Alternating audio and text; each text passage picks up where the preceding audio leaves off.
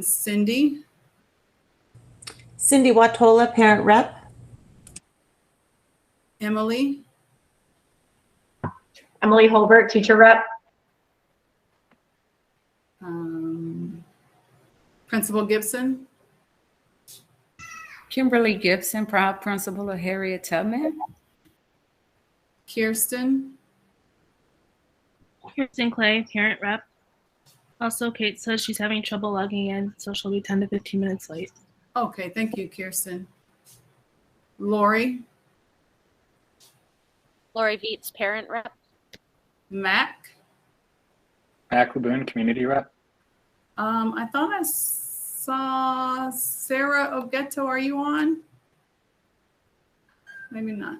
Ogeto, parent rep. Can you hear me okay? Yeah, sorry about that. You flashed on my screen, then I lost you. Thank you. Okay, and I am Tina Holder King, parent rep and chair. The next item on the agenda is approval of the agenda. Is there a motion? So moved. Is there a second? I second. Is there any discussion?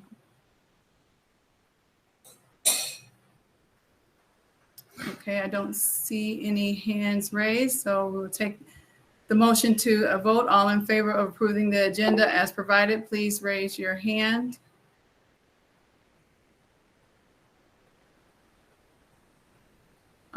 Cindy, please correct me if I'm wrong, but it looks like the motion carries unanimously.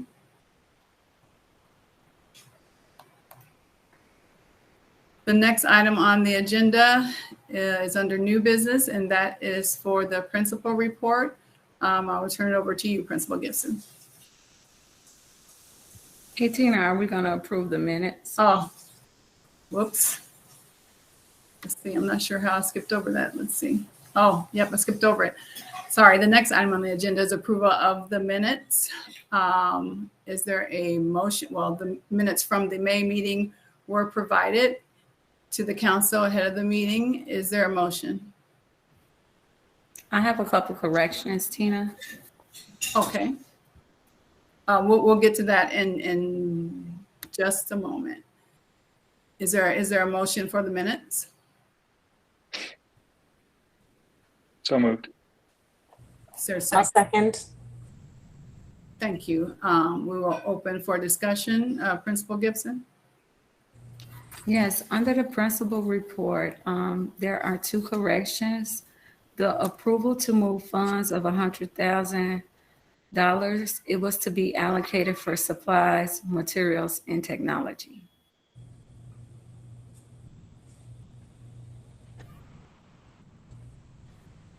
Any additional corrections? Excuse me. Yes, the April expenditures total $90,179.83. Will you give me that number one more time? Yes, $90,179.83. Okay.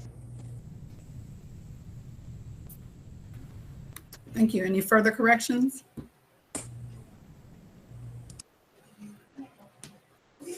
Okay, I ask that, I think it was Mac, that you amend your motion to approve the minutes with the corrections so stated. If you could please amend your motion, Mac, if you see fit. I do. I amend my motion. I will second that motion. Any additional discussion? All in favor of approving the May minutes with the two corrections indicated by Principal Gibson, please use your icon to vote.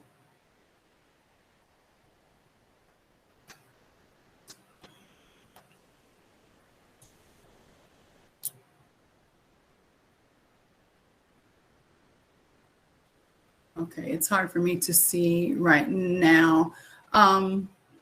AP Moore, can you take this out of presentation mode just so we can make sure and get an accurate count of the vote? Thank you so much. I appreciate it. I think you have to come out of presentation mode. We're still just seeing a blank screen. I think we have Okay. one. 1, 2, 3, 4, 5, 6. Whoops, that didn't. Okay, I believe that is unanimous. Okay, thank you all so much. Now we will move on to the principal report. Principal Gibson.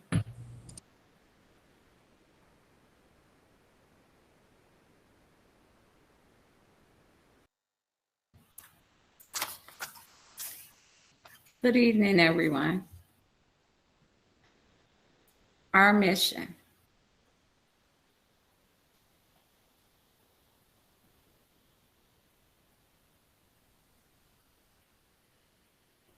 Our vision, and I think I'm going to read our vision today. As a result, Tubman students strive to be lifelong learners who are persistent problem solvers, are inquisitive about the world, have a strong sense of self, and articulate their thoughts, feelings, and ideas through ongoing reflection. Tubman students strive to be empathetic by understanding different perspectives while being mindful of their unique viewpoints. Tubman students strive to be caring and principled and to possess a foundation of knowledge that enables them to build a more peaceful world. Tubman School, be respectful, be responsible, be safe, and be IB. We are IB Bulldogs. And now I will turn it over to AP Moore to read the IB report.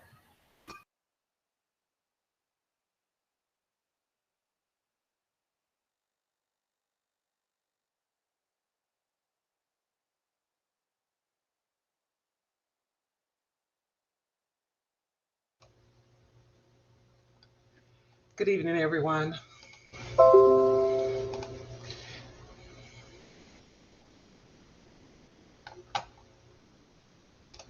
Okay, our IB report. Our Tubman teachers have been involved in after school planning this month. The PYP teachers are updating and reflecting their units to ensure accurate documentation of teaching and learning in the PYP, while NYP teachers have been working on the self-study as well as preparing for the NYP evaluation on next year.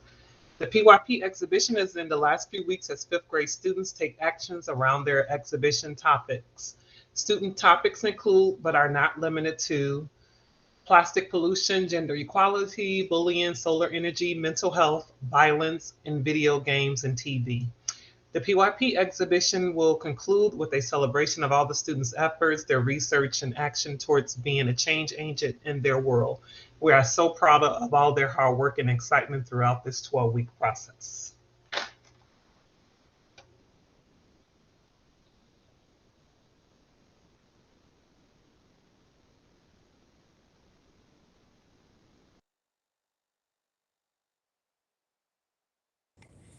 We're not able to see the presentation. It's blank or black in my screen.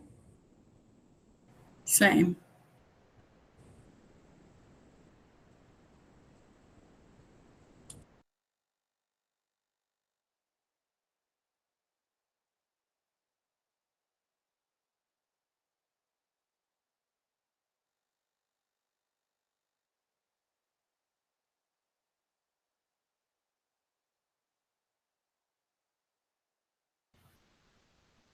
Thank you, Ms. Moore. Counselor updates, Ms. Heather Beaker. Okay, good evening. So I'll go through the counselor updates. Students are continuing to complete their ILPs, which is the individual learning plan for the school year. So we have our 6th grade Naviance task is beliefs and values. Our 7th grade is introduction to Road Trip Nation, which explores over 1,000 careers. And 8th was exploring careers and interests. Social emotional learning whole classroom lessons. We're working on iMessages, listening skills, resolving conflict, being kind, coping skills, talking circles, continuing with small groups for anxiety, and a group called Strong Start to work on emotions and coping strategies, and continuing with check in, check out. Thank you.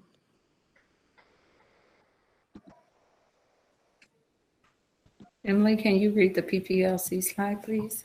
Yes. For the PPLC at our last meeting, we discussed SEL curriculum, which is our CIWP Strategy 1.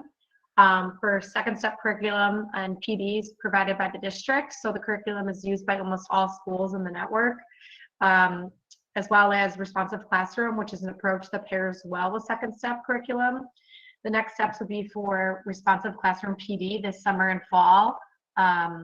Different opportunities for staff there because not all are responsive classroom trained. Under other areas of professional development, the PPLC is recommending PD in the following areas for the next school year, 22-23. IB literacy training, there's a couple different options there with Chicago literacy groups in Wilson. Math, Envision, which is going to be our new math curriculum. SEL, responsive classroom, like I said, in second step. And equity, learning for justice. Our next meeting will be on Monday, June 13th, and our last meeting of the year, I believe, at 3 p.m.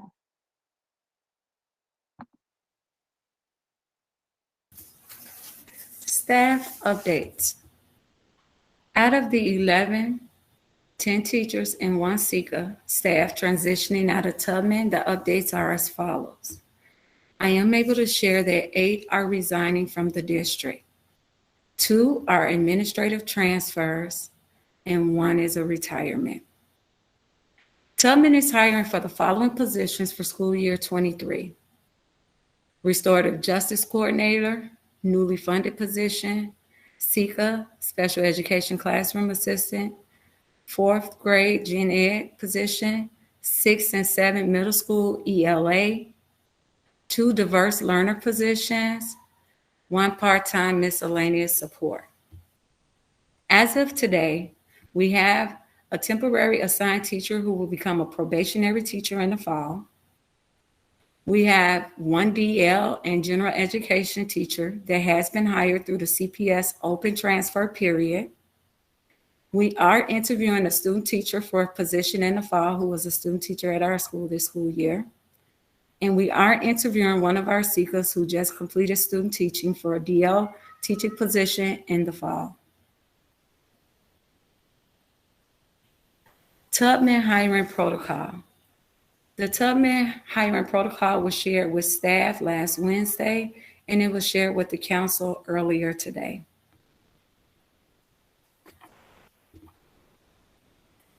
Anticipated hiring timeline. Our plan for hiring. Week of May 31st, we are reviewing resumes, conducting round 1 interviews, and scheduling round 2 interviews. Week of June 6th plan is to conduct round 2 interviews with the hiring team and schedule round 3 interviews for the week of June 13th. During the week of June 13th, we will be conducting round 3 interviews, reviewing letters of references, and debriefing with the hiring team. Week of June 20th, we will conduct checks to reference checks if it is an external candidate and announce final candidate selection. We are working around the availability of candidates because some teachers and staff are still working if they are an internal candidate. This is our anticipated hiring timeline and plan. It is really important. We take the safety of all students important, and I make safety and health and well-being of our students a priority at Tubman. CPS policy and procedures for all staff. Your legal responsibility as a mandated reporter is not fulfilled by reporting your suspicion to another staff member. It is CPS policy and your individual responsibility to make the hotline call. Under CPS policy, you are also required to notify your principal or network chief of your hotline call so that appropriate social and emotional support can be provided to the student. The CPS policy on reporting child abuse or neglect requires all employees to take this mandated reporter training every year so they can identify the signs of child abuse and neglect. In addition, student safety updates. Any inquiries or complaints by anyone related to discrimination, harassment, sexual harassment, sexual misconduct, and retaliation based on a student's disability and on actual or perceived sexual orientation. Gender or sex includes gender identity, gender expression, pregnancy, childbirth, breastfeeding, and pregnancy-related medical condition, and equity in athletics or academics is referred to the Office of Student Protections. Once you receive a report, you must take the following steps. Ensure the safety and well-being of the party disclosing to you. If it is an emergency, per the Student Code of Conduct, notify 911. If you suspect child abuse or neglect, notify the Illinois Department of Children and Family Services, DCFS, at 1-800-252-2873. Also notify your school principal. Fill out an Aspen report and notify the Office of Student Protection and Title IX immediately, but no later than 3 calendar days for sexual abuse allegations. Staff unable to access Aspen and for any questions or assistance are to contact the Office of Student Protection and Title IX at 773-535-4400 or osp@cps.edu. We will continue to review these protocols. Can you go back one? We will continue to review student safety updates and protocols as a team. We also have a restorative practice document that was developed by our behavioral health team, as well as our discipline lead, our assistant principal, that has been shared with staff at the second quarter.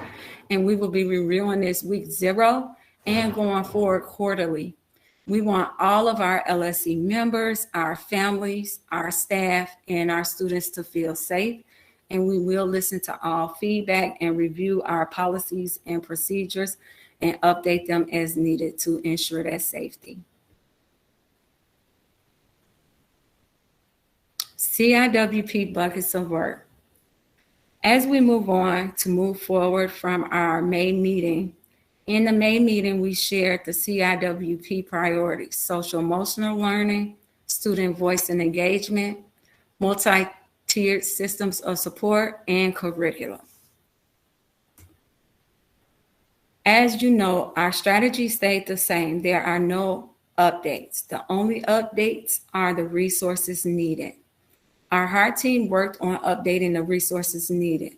For strategy 1, the resources needed is professional development will be explored and offered to staff around supporting students' SEL needs, as you heard in the PPLC update. Staff will be participating in responsive classroom training. In addition, we will identify a SEL curriculum to implement from pre-K through 8th. Strategy 2, resources needed that are updated. We will have a full-time instructional core position to support school-wide interventions. We have sent DL teachers to trainings on foundations and will continue sending staff to ensure appropriate staff is trained. We will continue to use our grade level team meetings to monitor interventions, as well as meet as an MTSS team monthly to review interventions. In addition, we will purchase additional teaching materials to support our interventions.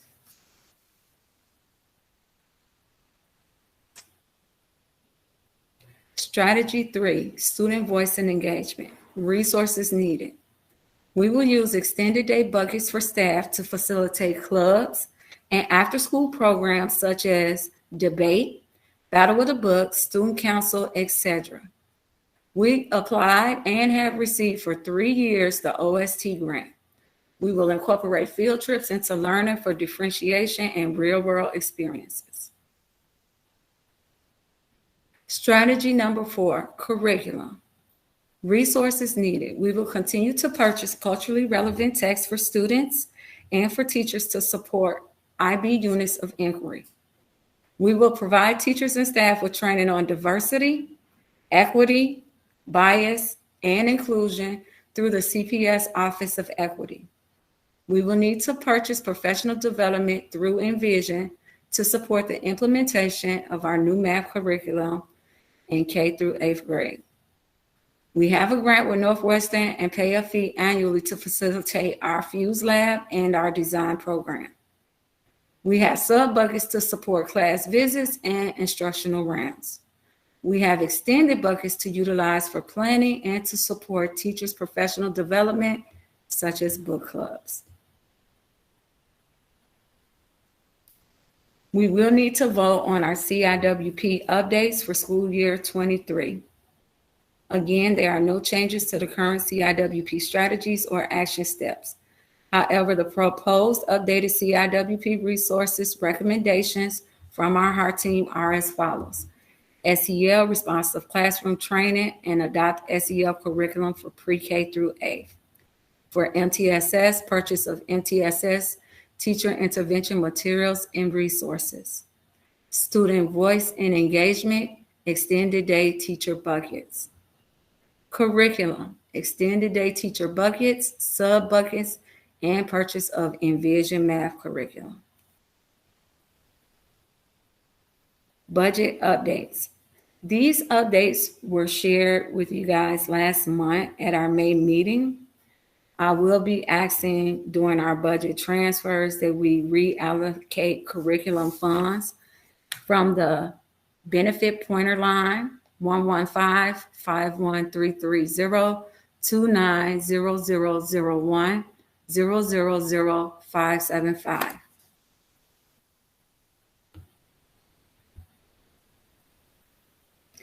Monthly expenditures for the month of May. Our current amount in our internal accounts, which was shared with the council earlier, is $219,180.19. Our expenditures were $5,152.96 for supplies, and our digital subscriptions for $25,000. The total expenditures for May was $30,152.96. And an update is, instead of us having till May 27th to spend down all funds, it has been extended to June 17th by the district. What's to come? We will have Envision Math professional development for staff on June 16, 2022 for the school year 23 for K through 8. Right at School parent meeting will be held June 7, 2022 to discuss our after-school programs, and you should have received a flyer in our Tuesday folder. We will continue to work with staff to select a school-wide SEL curriculum after we had a visit from our Network 4 SEL instructional support leader on 5/10/2022. The proposal for our OST or out-of-school time activities that support enrichment and unfinished learning for the summer has been accepted by the district. More information is to come. And we continue our CIWP priorities for SY23, and we ask that we finalize it by today, June 1st, 2022, during our LSC meeting by taking a vote to continue the SY 2023 school year of our CIWP. Principal competencies, continuous improvement for staff and students. For the month of May, I've conducted REACH informal observations for PATs or probationary assigned teachers. I continue to develop actionable steps to address budget spend down for the end of the year, which you'll hear more about in our budget requests, engaging various stakeholders for suggestions, including reallocations of funds. Powerful professional learning. Plan PD for staff during our weekly grade level team meetings. IB training for administrators. I've attended monthly PLCs for administrators with the fund and network ISIL and administration meetings, in addition to having 2 network 4 ISILs present to our ILT on balanced assessments and SEL curricula. College and career readiness. The principal encourages all staff to reinforce SEL skills and academic mindset during academic instruction. We've had meetings with 8th grade staff and students to plan 8th grade graduation activities, and additional you heard in the counselor report. Families and communities. As discussed in our May meeting, I did meet with our parents from the 5th grade to discuss strategies to raise funds for possible second 5th grade classroom being opened up. We are looking for other avenues to help fund that 5th grade classroom. I've hosted monthly principal conversations, and I've posted bi-monthly community blasts. I've also delivered the principal report at our monthly LSC meetings, as well as monthly FOT meetings. Self-discipline thinking and action. I continue to work on reflection as a new principal. I meet monthly with the CPS new principals for coaching and leadership, and I meet weekly with our network chiefs. I meet weekly with our CPS mentor principal to continue to develop leadership skills and engage in reflective practice to develop actionable steps for continuous improvement.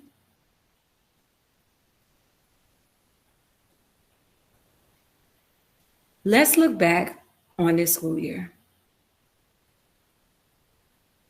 Here we started the year off at our Back to School Bash, sponsored by our friends at Tubman. We had over 300 people attend that event. Tubman's first day of school. We visited classrooms, we had members from facilities join us, and we talked to students as well as staff. You will even catch me playing basketball. Through support of our LSC and families, you saw that we had lunch outside. This is our interim CEO visit. Thank you to everyone for making our fall festival great. Thank you to Alderman Tunney and our friends at Tubman. Reflection after listening to parents, ensuring that we had a fall festival that everyone can participate in. Tubman Student Council food drive. We celebrated holidays around the world together. Here's some of our students showcasing and sharing with the homies at home as well. There were some students on quarantine who were allowed to listen to the students at school present to them. We had a special visit from our Harlem Globe Trotters. We had Scooter visit the students and talk about how important it is to persevere through the school year. We even had our staff members participate. Tubman on the Move dance show, unforgettable.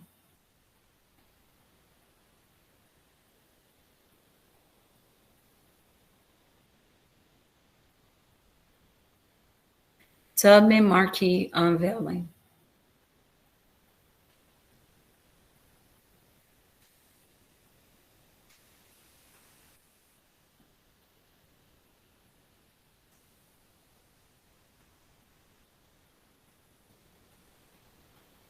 FOT I Heart Tubman fundraiser.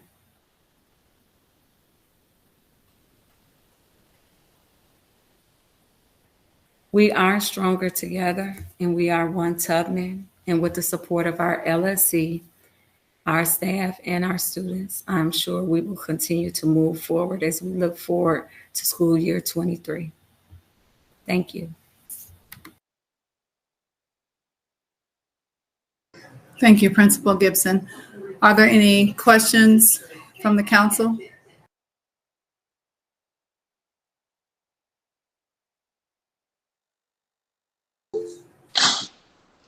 Kate? Good evening. Lori?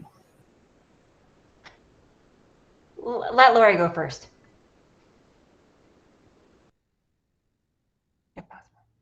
There, I got there. Okay, there's a lot of buttons. All right, thank you very much. For the question about the PYP 5th grade, are parent caregivers going to be invited to see these presentations that the kids have been working on? Can you hear me? So Lori, our PYP coordinator is not on this call to answer that question. I can follow up with you on that. Okay, thank you. Next up, I just want to add, when we're talking about staff changes, that we're also losing and having to replace our social worker and our psychiatrist. They were not mentioned on your presentation there. Is the student teacher co-teaching in the classroom? What does it mean when you're bringing in a student teacher? We already had a student teacher who co-taught in the classroom during her student teaching experience. She has now completed it, and she will be interviewing. She's been with us the last few months here at Tubman, and she will be interviewing for one of the teaching positions later this week. Awesome. Okay, and then some people, are often sending me questions. One of them, there's a lot of concerns from the diverse learners because we are losing teachers and our clinicians and so many of those relationships. So when you're hiring and training for those new staff who will be coming in next year, are you going to find and hire diverse learner teachers who know about inclusive practices? Many people did come to this school for their co-teaching model, and we want to make sure that that is something that is being considered when you're hiring those positions. Hi, Lori. We will be considering that, as well as you're one of our LSC members. If you looked over the hiring protocol, that I would like to invite to be part of our hiring team. That would be delightful. People are asking about your hiring protocol. Thank you for producing that. Who is on the hiring committee? So I don't know if you had a chance to look at the document. It varies, but there are members from our heart team. There are members from the staff. The heart team is our leadership team, so they might not technically be in a teaching position. It could possibly be somebody who's going to work in a grade level or work as a co-teacher with a diverse learner teacher, and also members from our Tubman community. So there's nobody actually, like you don't have like an assignment right now for the people that you have for the positions that you know you're hiring. Do you have the team lined up for those? So we have our heart team members, and we're sharing today with our community that we'll be asking members and inviting members from either our LSC or our parent community as well. Okay. How many, are we losing any of the teachers from the heart team? No. And is anybody from the PPLC leaving? Are we going to be changing that up at all? Not that I know of. There may be a teacher from the PPLC who is leaving. Yeah, a few teachers from PPLC are leaving, from my knowledge. That's what I thought. How are we replacing? Like, how do you choose then who gets to be on the, it seems like those two committees are really important. How will you choose which staff members get to be on those committees? So the heart team is selected by administration. The PPLC is voted by the staff. So the staff votes on that every year. Thank you. Of course, I'm always the one that has a million questions. Next, on the budget, I think the news said something like 75% of the CPS schools who requested like their funds returned from the budget cuts. Has our school received any additional money after the initial CPS budget cuts came out? We have not received anything, but when you hear me talk about the budget transfer, I am going to discuss a couple additional things that we are going to do, attempting to do with the council support. Awesome. And I just wanted to throw out, maybe I know that Friends of Tubman will say something. I want to say thank you to administration and Friends of Tubman for the magnificent middle school dance. That was probably the highlight of the year for my seventh grader and for myself. I didn't get to see it, but just knowing it happened. And I really want to thank Friends of Tubman for stepping up to pay that $10 ticket fee. With everything else going on, I didn't want to be like, why are we charging them $10 mandatory ticket? So thank you, Friends of Tubman. And I hope going forward, when we plan these events, we can think about making sure that it's accessible to everybody by not having that ticket fee. So thank you very much for that. I hope that if there's ever a way to post photos from that I think that parents would greatly enjoy seeing some of the shots from the magic that happened.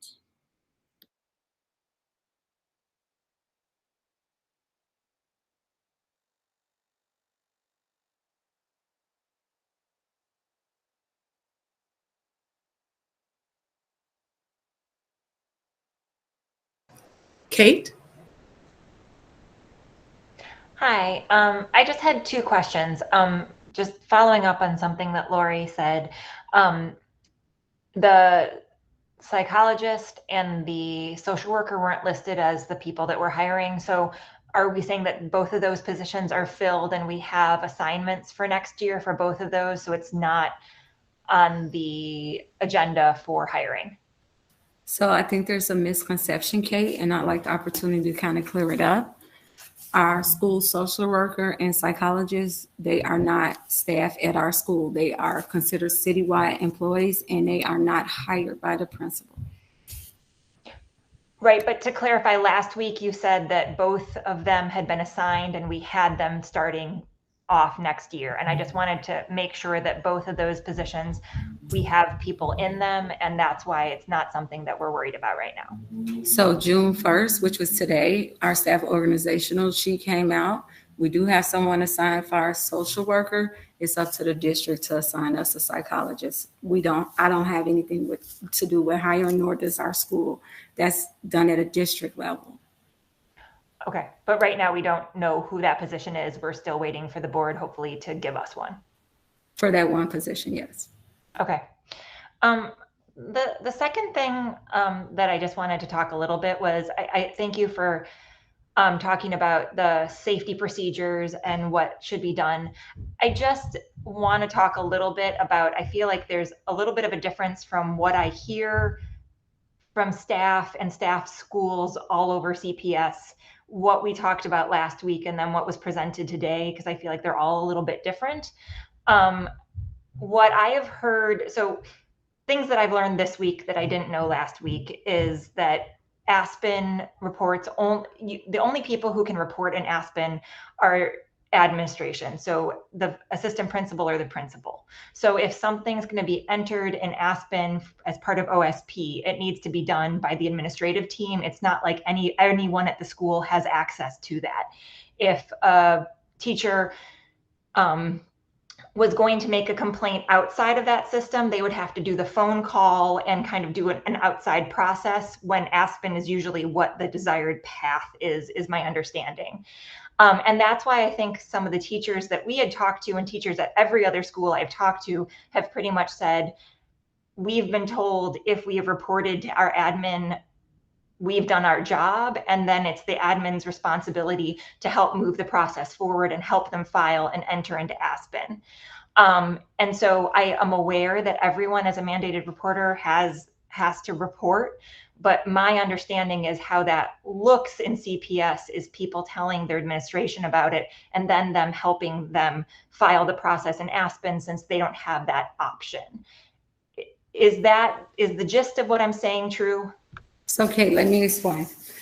When it is reported to any member of the administration team, it is recorded in Aspen, but that is just not enough. CPS requires the teacher to report it. So if you look on the slide, number five on this slide, when I went over the policy and CPS procedures, there's a number for the employee to call. It is like a check and balance. So, and those are what is required by CPS policy for all staff. It's accountability for everyone. So you just don't report it to your administration. And if you think it's a safety concern, you're supposed to make that hotline call. So that's safety precaution and our plan moving forward. Every staff member takes a training at the beginning of the school year. But as we see, that's just not enough for all of us. So all of us will be reviewing that during week 0. And then in my safety plan moving forward, we will review it quarterly with staff, as well as our restorative practice approach that has been created, so staff can ask questions and get support if they need additional support. Okay, I just have to say that that's very different from anything I've ever heard from any other school or the staff members I've talked to. And Emily, is that your understanding as well, that you call OSP separately, even if you've talked to your principal and filed something in Aspen with them? Because that seems very different than everything I'm hearing from everyone else. And I think this is part of the confusion, that we are hearing that there were things that weren't reported and teachers who thought that they had reported something and that reporting it to admin meant that it had been reported. I'm very confused. It's okay. And, That's why I'm and trying the to. clarification you've given me is very different from everything I've heard from staff and assistant principals and principals at other schools as well. So Kate, I'm sharing with you that you're hearing rumors, and I share with you as well as the council tonight the policy and procedure of CPS, which is published. I can send you the document offline. I can send you the information for your own review. Okay.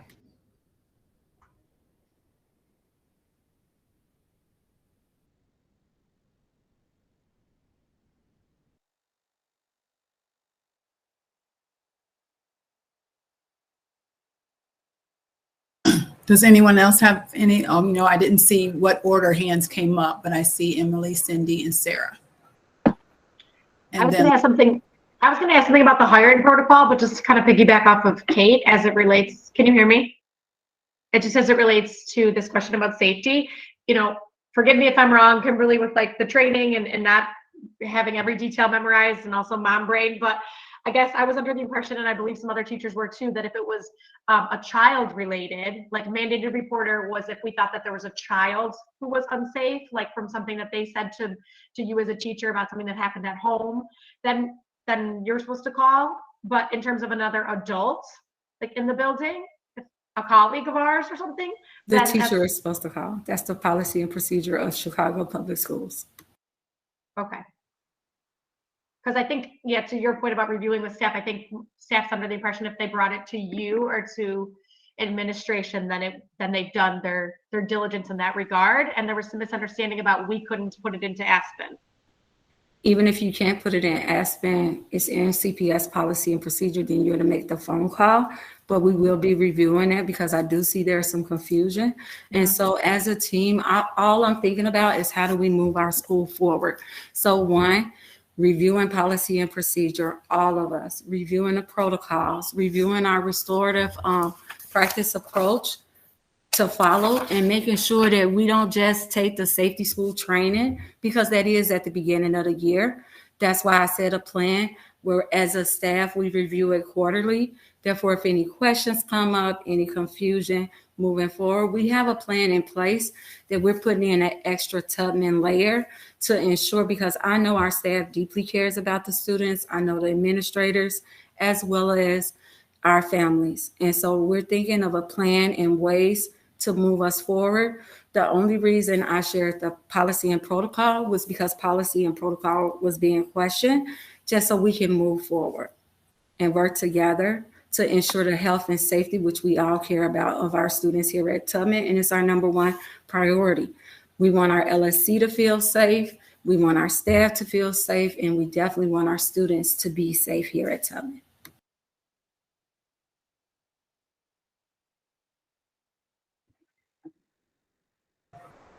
Cindy? I reviewed that same protocol, in the last week, just out of confusion. Having been a former school counselor, even for me, warranting, does it warrant a hotline call? That conversation always happened with an administrator. And there was always an administrator left in the building, even late until the doors closed, just in case there was an issue or a student that possibly needed to have something reported. It always, and the incident report was always signed off on by the administrator. Always. There was never it was never a Lone Ranger type of thing. I don't know what's changed. It's been a while, but it was always. Well, Cindy, I would love to respond to that. I want you to know it's not a Lone Ranger. So if staff come to us, we do follow CPS policy and procedure, and we log it. If staff come to us and report it, every time it's reported, it's logged. We're not the investigators, but it's our job to log any type of suspicion. It's also accountability for every staff member that they are to make the call. And that's an extra layer for protection. So there's no question if an administrator didn't do it. If a staff member feels a child shouldn't be safe, they're required to make that call. I just think that oftentimes in those situations, you need another person to sort of say, is this what I think it is? This is feeling very sort of, if you think and then you go ahead and do it individually. I'm just feeling like those sort of hotline calls do not happen in sort of isolation. And I feel like there's always some input that's either asked for or necessary from somebody else in the building, particularly administrator. That's just from my personal experience. Next question is, every school is supposed to have a Title IX rep, and I'm wondering who is assigned to that position at Tubman. So Title IX is handled by the Office of Student Protection. Our discipline lead is our assistant principal. Okay, so Miss Moore is our Title IX rep in the building. Yes. Okay. Thank you. Sarah.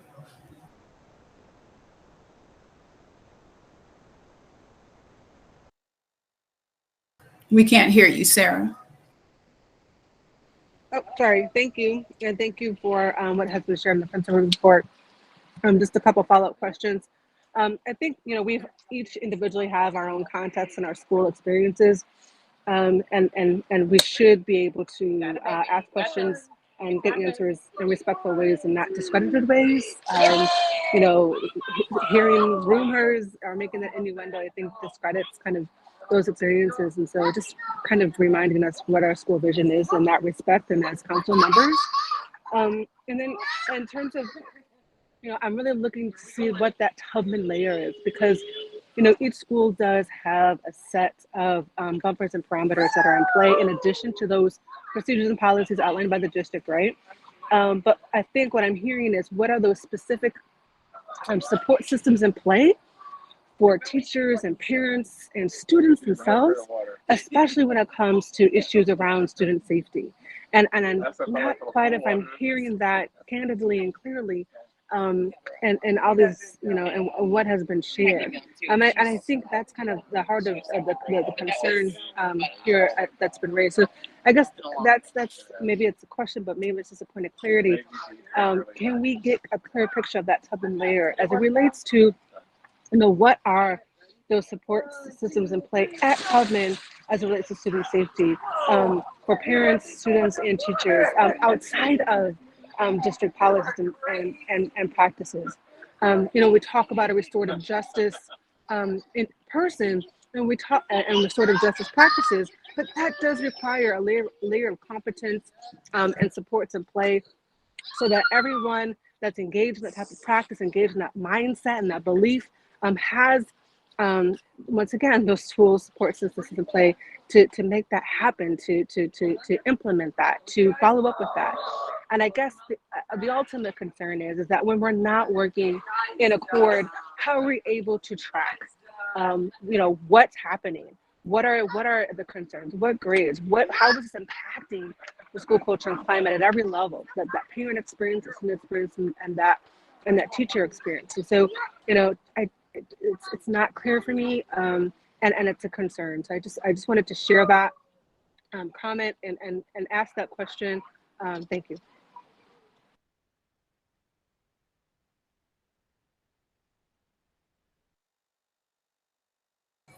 Principal Gibson, did you have anything to respond to that? Thank you for your feedback, Sarah. We will continue to listen to our families. I think you did bring up a valid point of, how do we explain the process and our procedures with parents. So I already jotted some notes down for week 0, making sure that we review the policy not only with staff periodically, but also with our families, so they feel comfortable and feel safe with our Tubman layers, as well as making sure it's really important that we follow the district policies as well as develop our own. So I don't want to skip that layer. Thank you so much, though. I appreciate that feedback. It'll help us to continue improve our practice here. Let's see. Lori, I thought you had raised your hand again. Yeah, I just put it down. Oh, okay. Let's see. Kirsten, and then Emily will come back to you. Principal Gibson, just to clarify then, any complaint related to a Title IX concern that was reported to you entered into Aspen? Any reports that I knew about that either I entered it or if it was told to my AP, she entered it. We follow all CPS policy and procedures as far as Title IX. Yes.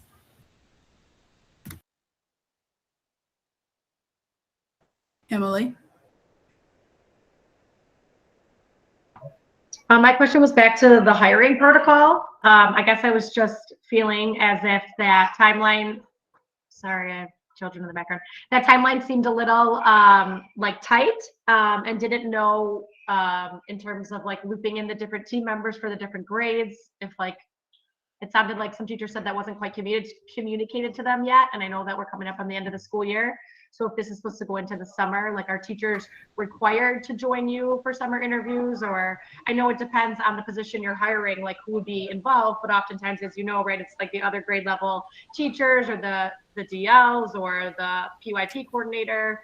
So just like looking for some more context. I saw your document, but just a few follow-up questions there. So in the document, as well as the timeline, Emily, that timeline ends June 16th with the final selection being made the 20th. So that's before teachers leave for summer break.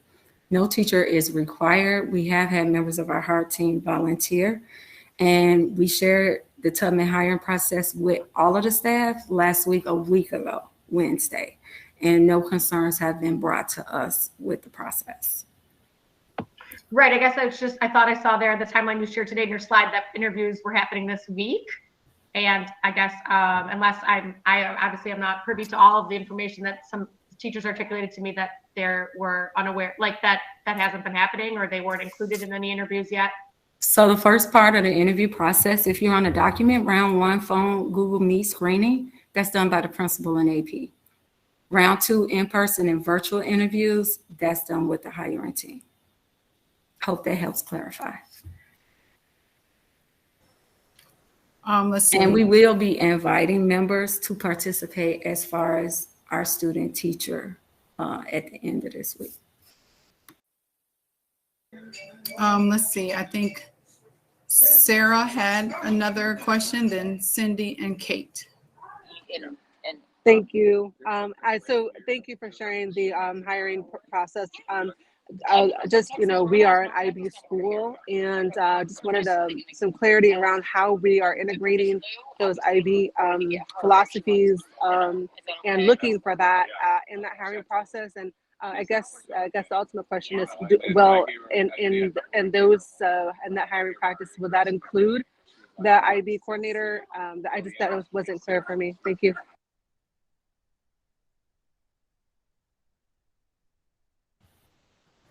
Principal Gibson. So hi, Sarah. We will be looking for various qualities through our interview process. And we do have an IB coordinator who will support staff members that we hire. Any new staff member goes through a mentoring program as well as takes the professional development for IB. Thank you.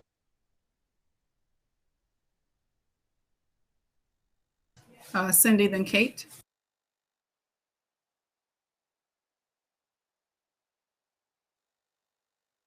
Cindy, you're muted. Sorry. In terms of having, this hiring team, and I'm going to just back up the IB part. I would like to just request that we have somebody in round 1 in the screening process. Somebody, veteran teacher that's been at the school for a while. I just feel that I think that there needs to be a staff member in every single part of the hiring process. Not the whole team, but somebody in addition to admin. Just to have a really well-rounded. I don't know if that's possible, but that if I could have it ask, that's what it would be.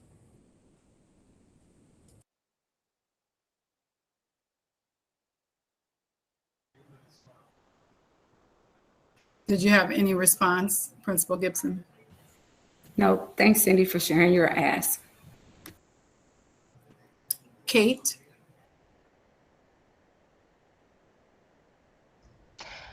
So a couple of different things. One, I think what Cindy was talking about in terms of having somebody in the early processes. I think the fear that I have just reading the timeline and what Emily was talking about, it seems like a really compressed process. I fear that all of those timelines are going to be moved out by a week or two just because it's hard and things happen. And you might not get every applicant right away. And so then we're going to be in a situation where it's the summer, teachers are not in the building, and then no teachers are involved or other staff members are involved because everyone's out of the building. And some of the other things like doing a teaching demonstration, all of these things that we'd hoped to do to make sure that we have someone who's the right fit won't actually be in place. So I think that's a concern, and that's one of the reasons why maybe we were hoping that the staff members would be part of the initial process. So if those 2, 3, 4 happen later, when everyone's out of the building, that at least staff members would be involved in the initial conversation and have seen people at least once. I have other questions, but I wanted to give Principal Gibson a chance to answer that. So, Kate, I think you asked a really good question. I think that's why on the slide we had anticipated timeline, but we are starting with the staff and prioritizing, especially the interviews that we need to have staff members on. For example, the 4th grade, the 6th grade, which is middle school, and the 7th grade. We are prioritizing setting up those interviews first. Far as our diverse learner teacher or the restorative justice, we have members of the HART team who have already identified themselves as being available and wanting to participate over the summer.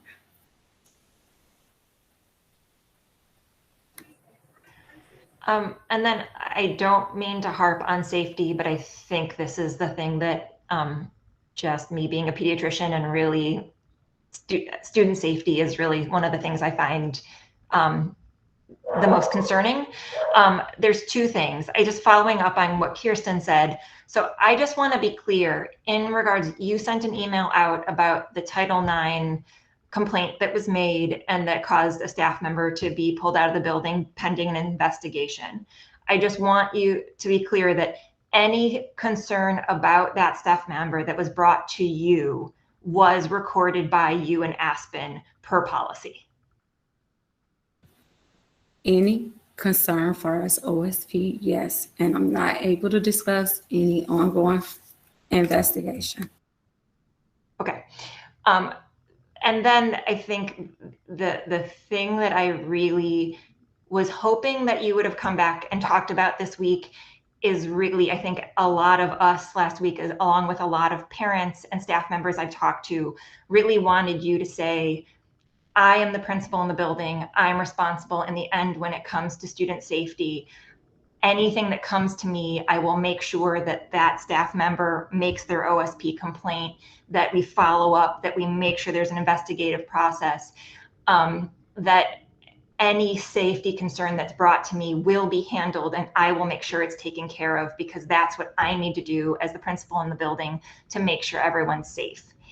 And last week, it seemed like it was kind of shifting the blame to staff members, or shifting, if anyone else had a concern and they didn't make the complaint and had just come to you, that was insufficient and they were deficient in their reporting.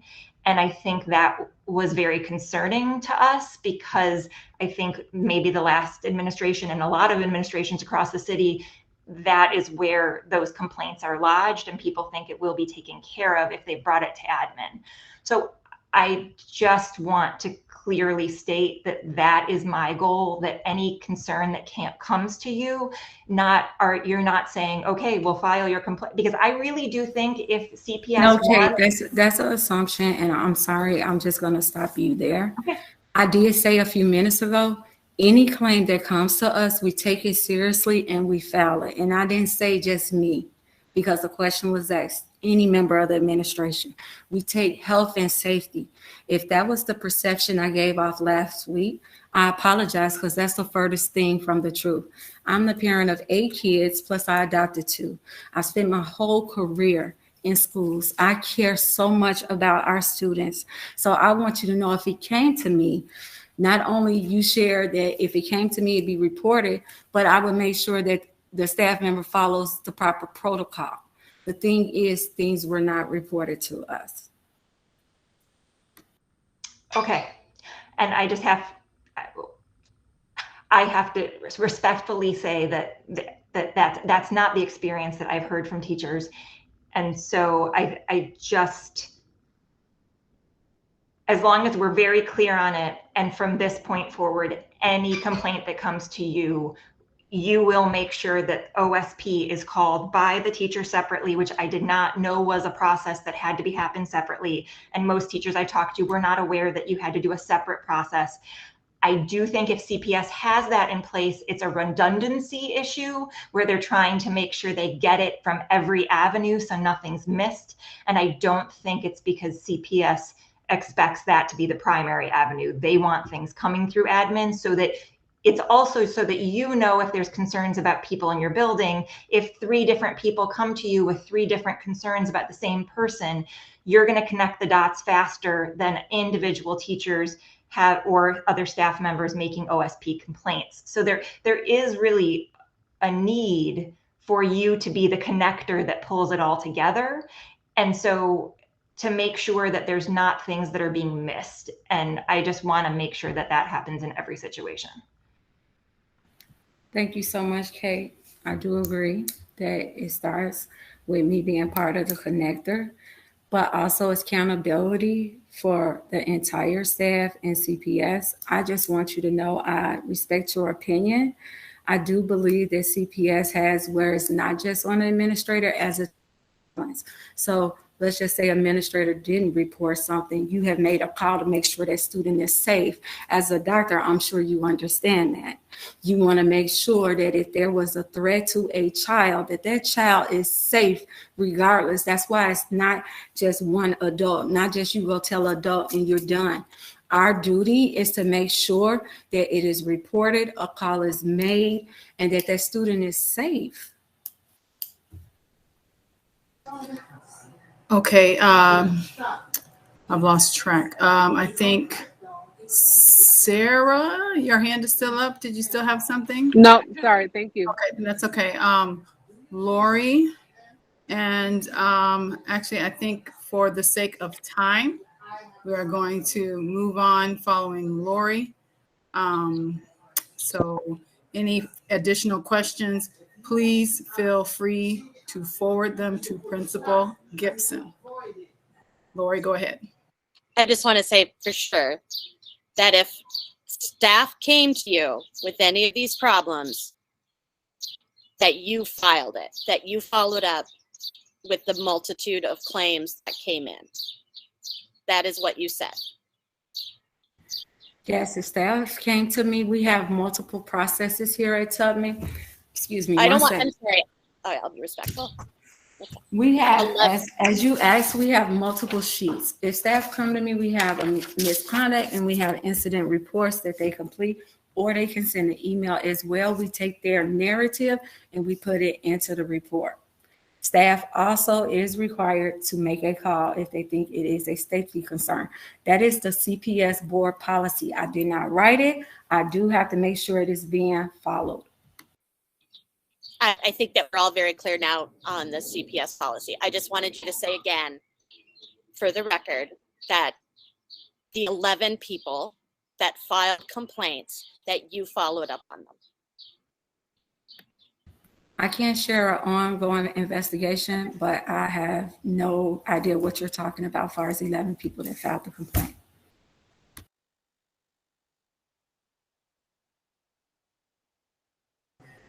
Okay, thank you. Again, if anyone on the council or our community members, families and community members have any further questions, please reach out to Principal Gibson, or if you would like to funnel your question through one of the LSC members, you are, of course, within your rights to do that as well.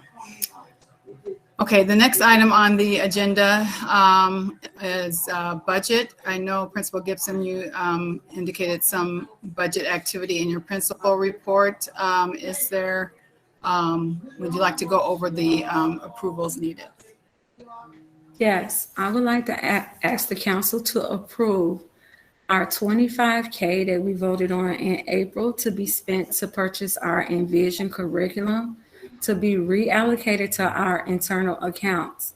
And last month we voted on 25K on our budget pointer line to be allocated to our curriculum resources. And since that money has to be spent by the end of the year, I am requesting that we vote that 25K comes from that budget line, and we are able to keep our 25K from our Cubs Cares charity in our internal accounts as possible money to help fund for special ed or fund that position that we need for 5th grade.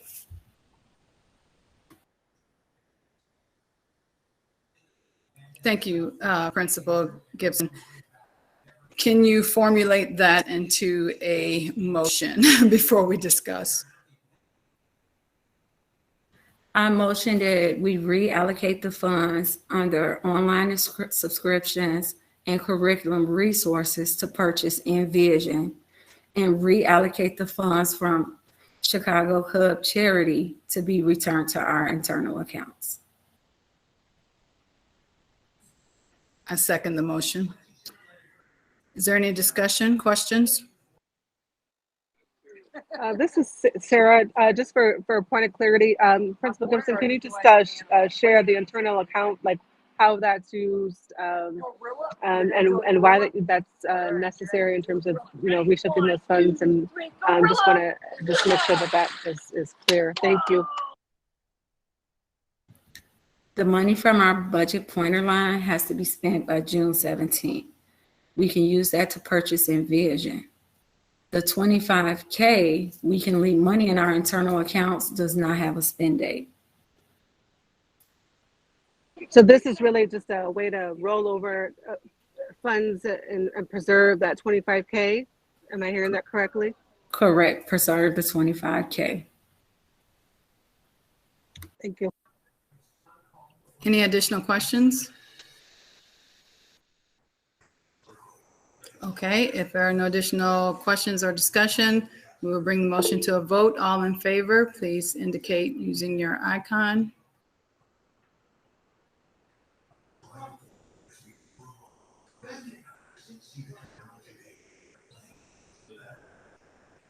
Okay, it appears unanimous. Motion carries.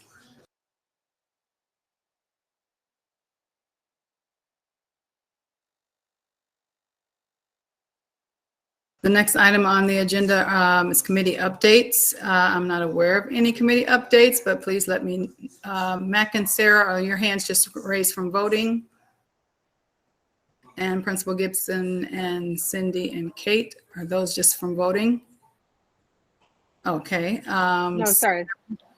I have a community update or a committee. Oh, okay. These are all committee updates. Okay. Can I just say one thing before we move on? Sorry, I'm sorry. I just had this memory of the Cubs money sometimes having things stipulated to them and us not being able to use it for things we wanted to in past years. Are we sure that we're fine with the Cubs? They're not going to be upset that we're changing what we're using our money for?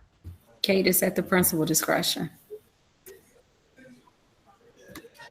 Okay, committee updates.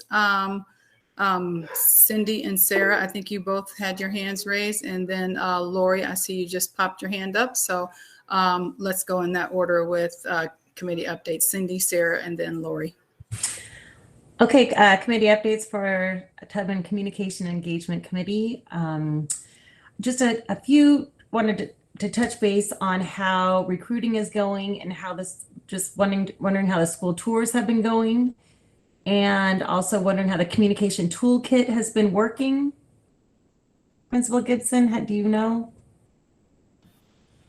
So I've heard nothing but positive things about the communication as well as the school tours. I even got to introduce myself to some of our new families and potential families who had signed up through our Go CPS.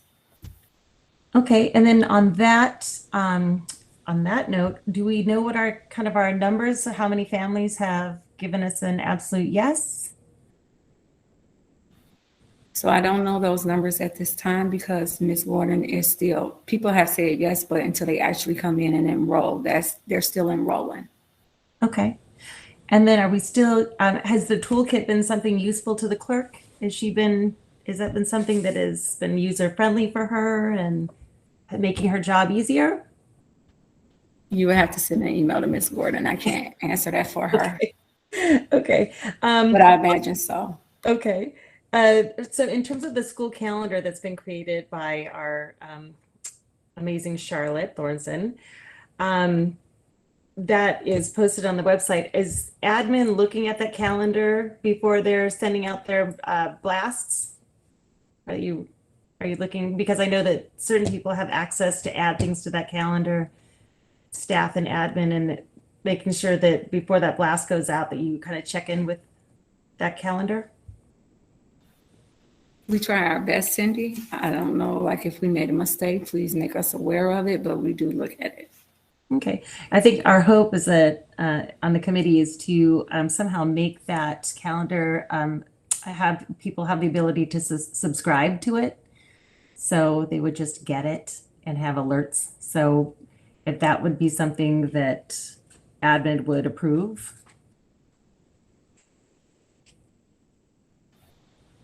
I would have to think about it and get back to you, Cindy. Just checking school policies. Okay. We're also thinking of creating a welcome letter to all families, not just new families, but families returning. Is that something that is already done, or is that something you would like us to do?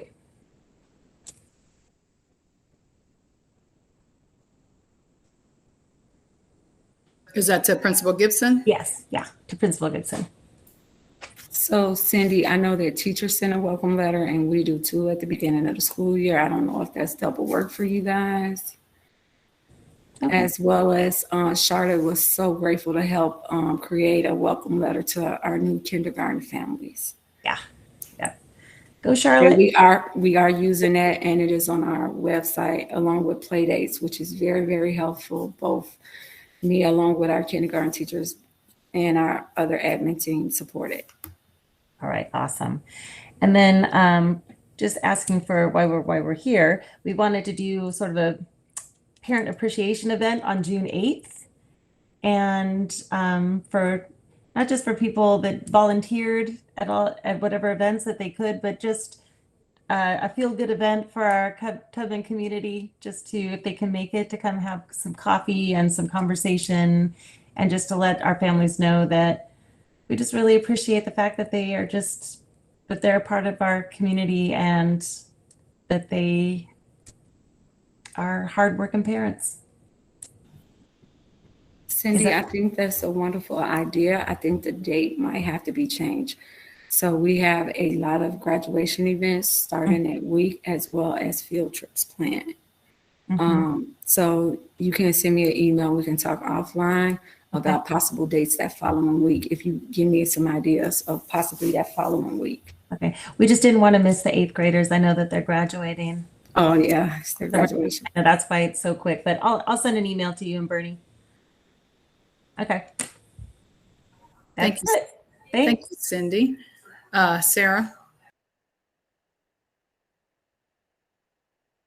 You're on mute. Thank you. I was just finding my my unmute button. So really quickly with the equity committee, I just want to say thank you to all those who attended the equity committee meeting.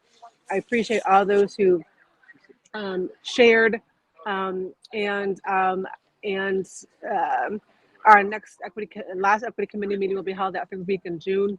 We will have a follow-up conversation about healing spaces, school culture, and climate, and creating a plan for what should be in play for next year as it relates to the work for that committee. So just want to extend a thank you. And this is somewhat off topic as it relates to the committee, but I do want to go back to the motion we just passed as it relates to Cub Charities. And for the record, I do want to state that actually those dollars do have specific parameters around them. And unfortunately, it's not left to principal discretion. These are grant funds, and so there are bumpers and parameters around them. I do strongly encourage Principal Gibson to reference the award letter that she received as it relates to those dollars.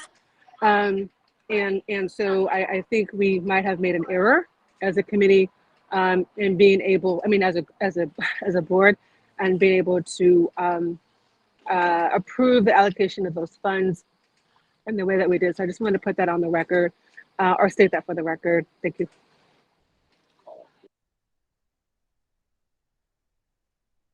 Thank you, Sarah. Principal Gibson, can you take the action item, please, to confirm that information, the stipulation around allocation of those funds, and get back to the council as soon as possible?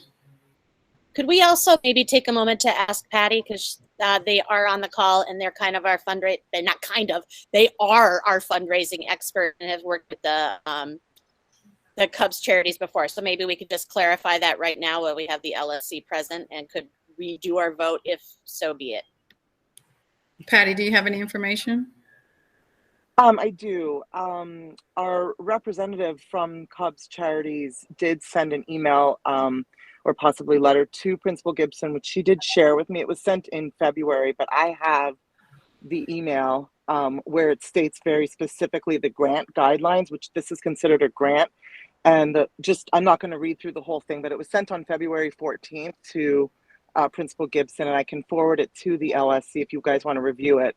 If you want to go back on this, but one little note, it said the grants must be used for educational support for students, athletics, or agreed upon capital projects only.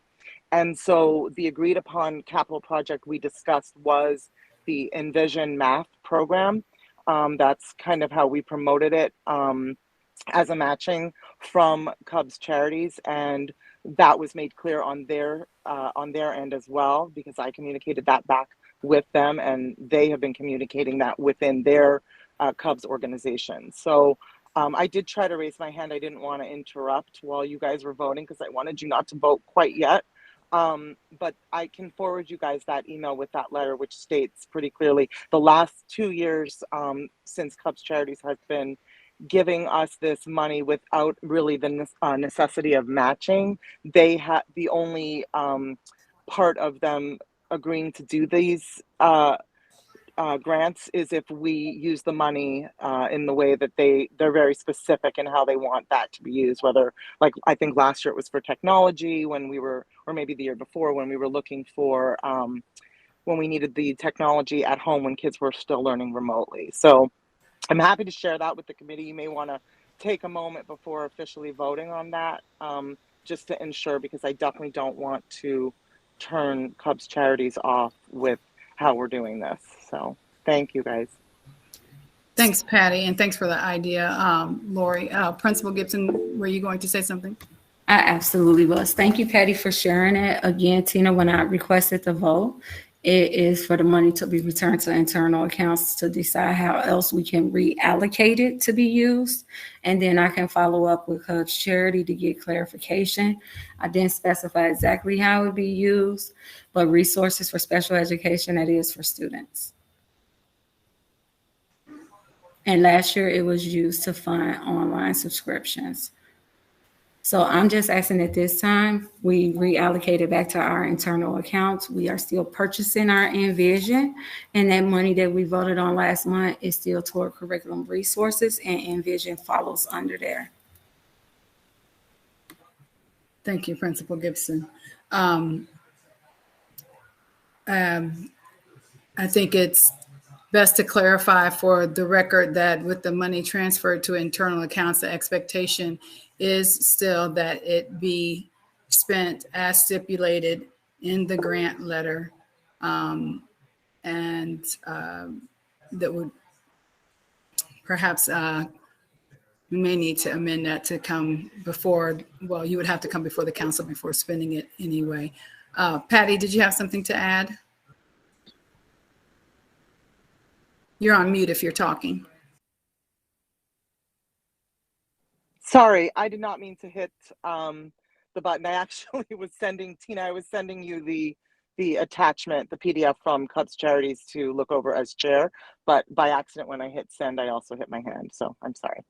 Oh, okay, no worries. Thank you for sending that. You keep raising your hand, Patty. Thank you for sending that, Patty. Excuse me. Any other comment or concern by the council, as the money would still need council approval to be spent? It is being housed in internal accounts. Lori, was that an intentional hand raise or no? No, I just took my hand down for some reason. I still need to, I have a committee report too when we're back to that. Okay. Thank you for reminding me of that, because I would have forgotten. So thank you. Is there a way to amend our vote though, that, because we all voted that we were moving it to do that, but I just want to make sure we're all covered, that money, because the last thing I ever want to do is upset Cubs Charities, because that is $25 really easy $1,000. And I just want to be super duper careful on how we handle that. Because if we mess that up, that's huge. Tina, I can motion that I amend my motion and we vote again, just that the money be returned to internal accounts and reallocated at this time till we make sure. I agree with Lori and I agree with Patty. We want to make sure we're following the grantors thing. The thing that that's really important for us to do is have that money in our internal accounts if we don't need to spend it, so we can use it toward the need of the school. Thank you, Principal Gibson. Is there a sec? Oh, can you restate your motion just to make sure we're all on the same page, please, Kimberly? I motion that we amend the vote for the Cubs charity. Amended to say that the money is, I'm sorry, at the end of the day, I've been here since 6, over 12 hours.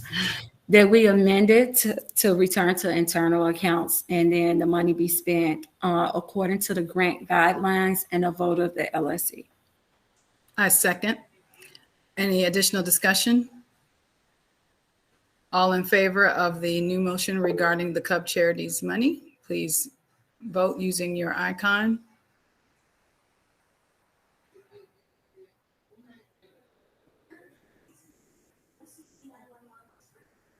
Any opposed?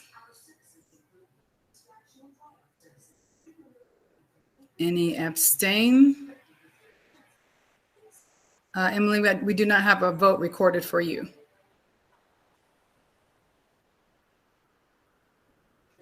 That is for? Sorry, that was for It's okay. agreeing to the amendment. Okay, thank you, Emily, no worries. So that vote is unanimous.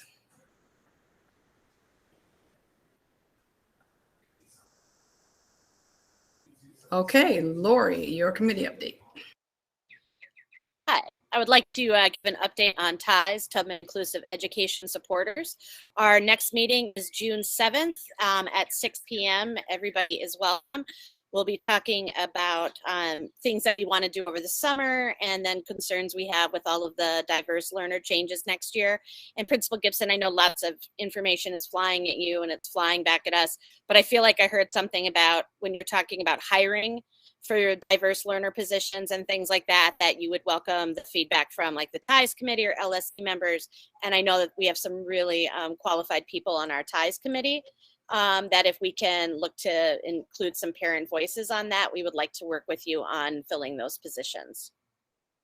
I'm not going to volunteer anybody publicly, but you know who I'm talking about to those people who are here. So thank you very much for that. Is that it, Lori? All right, thank you. Okay, the next item on the agenda is fundraising FOT. We'll turn it over to Patty, please. Hi, I'll try not to raise my hand again. I sent to the LSC over the weekend to add one fundraiser, the diverse learner support one. Just it's an ongoing fundraiser. I'll just read it, what I wrote, but if anyone has any questions, please feel free to ask. FOT is proposing to have an ongoing fundraiser to be managed and directed by Brittany Kersey and Gia Super. to support our diverse learner student population. The funds would be used to support our DL staff and their students. Potentially, if enough funds were raised to support a staffing position, that could be a consideration. Yeah, that was basically what I wrote. But if you have questions, please feel free to ask. Thank you, Patty. Is there a motion from the council? Can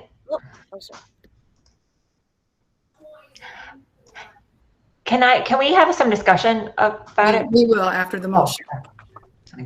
Is there a motion? I'll motion to approve. Is there a second? I second it. Discussion? Kate, Emily, and then Cindy, please. So this is just from my FOA experience from the past. I know we always were, I think this is a fantastic idea. I think we should fundraise. I'm going to say that first off with this specific goal. I just think before we start fundraising for that goal, it has to be very clearly defined what kinds of things we would be fundraising for. Because if parents think that they're fundraising for technology for diverse learners, or like if it's for the position, that's great. But if it's not for the position, I think we need to put in some parameters about what it actually would be used for. Because what you can get into trouble is when people give a donation to a specific part of FOT, and then that money ends up being used for something that someone doesn't think fits into the category that they donated for. So I'm sure you guys have maybe thought through this. I just didn't see specifics listed in the application or whatever it's called that we're approving. And so that is my request, is just to be very specific about if, yes, it could be a teacher position. If a teacher position is not needed or we don't raise enough, then it will be these specific things that will go to improving the diverse learner education. And I just feel that clearer it is, the less likely that we'll have problems and that things get very hairy. I agree. I think that, we can always give examples when we're kind of fundraising, when we're doing a specific fundraiser for it. We would say, that how we might use it and have a little bit of flexibility, whether or not we want to use it for a teacher position, if that's something that the principal and the LSC deem appropriate or necessary. But it could also support training for inclusive practices, to support training for the kinds of programs we've already started discussing, like Wilson and other supports that parents have been asking specifically for our diverse learners. So I think we haven't started a fundraiser yet, and since it is going to be more of an ongoing type of a fund and it's new, we wanted to leave that a little bit more open to discussion with the LSC and as well as the principal, administration, to decide where they see specifically those funds going. But it would be specifically and only for diverse learner students and the staff. I guess my worry is that you could say a ton of things. Pretty much anything that we do at school could be said is to help diverse learners. And so I just think you don't want someone giving you a big check and then saying, you use this to pay for that. I didn't expect that. I want my money back, which definitely can happen when, as a 501c3, you specifically said you were donate for, like when we were talking about doing for a playground, if we had to specifically, we didn't do it because we were worried if we didn't get enough for the playground, that then people would say, well, I want my money back. So I just feel like we can be general. You can say, like, it will go towards teacher training on specific topics that will help inclusion of diverse learners. It may go to technologies to help diverse learners be included in the classroom, like whatever it is. But I think you can actually hit categories that you feel like are broad enough that someone couldn't say it doesn't fit into one of those categories, while also protecting yourselves from. Yeah, and that's actually the plan. And I know both Gia and Brittany have started to put a lot of feelers out there and have already received a lot of interest and support.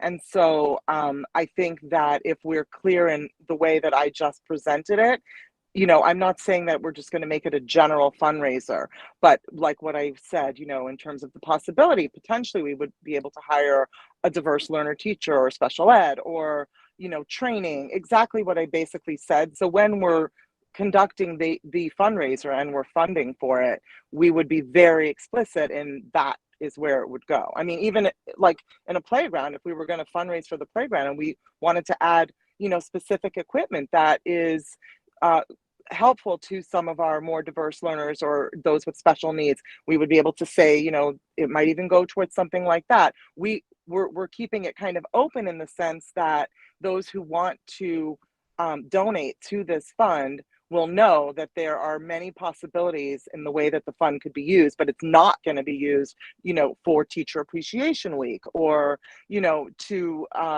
pay for the middle school dance. It's going to be very specific, and it's going to have its own separate kind of, I don't want to say savings account, but it will have its own separate area similar to our assistance program fund, which has its own separate fund that is an ongoing fund. It would be similar to the way we do the assistant program fund is what I'm saying, if that makes sense. I think it was Emily, then Cindy, I believe. Question answered. Thanks. Emily, you're on mute.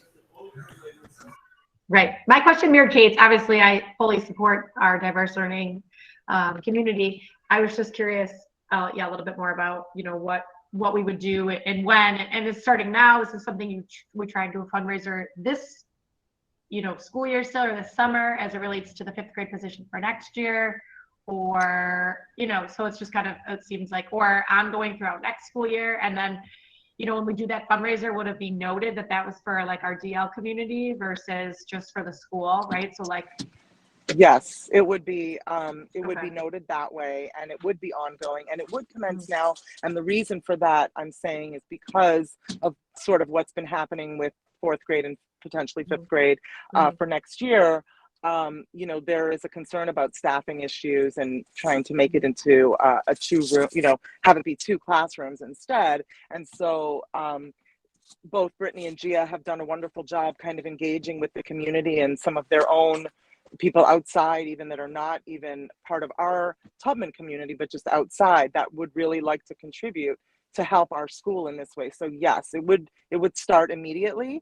I don't think it's realistic to assume we would be able to fundraise enough to staff a full-time position for the fall, but you know, stranger things have happened. I mean, they're willing to go at it full steam ahead and work on it, and I'm, you know, as president of FOT, very happy to support it, and I know the board will get behind it as well. So yes.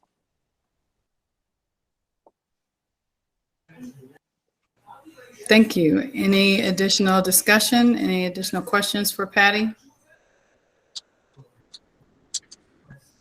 All right, if there's no additional discussion or no amendments to the motion, we will vote on the motion to approve the fundraiser as provided to the council. Those in favor, please raise your hand.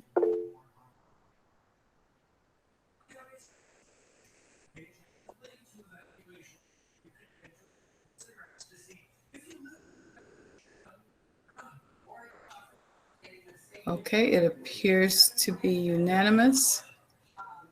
Motion carries. Thank you, everyone. Patty, did you also have an update? I'm sorry, Kate. Thank you. Patty, did you also have an update?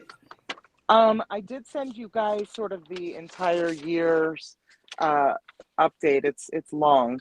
So we had already gone through a lot of this at one of the meetings, so I don't want to keep people on longer than they need to, but I did want to let everybody know that the gala auction raised $30,000, and then with the Cubs charities matching, if we want to go with it that way, it's a total of $55,000. So it was a lot of really hard work that went into it, and I'm very appreciative of the gala and auction planning committee. There was a lot of work that went into it, but a lot of people came and supported it, and we appreciate our donors so much because everybody really showed up, and actually it was our most successful I believe, Kate, you can probably back me up on this, but I think it might be one of our most successful, if not the most, for gala and online auction and live auction. So that was exciting that I wanted to share. The rest of it is, I'm happy to share, go through it again, but we've done it before, so I don't want to bore people with that.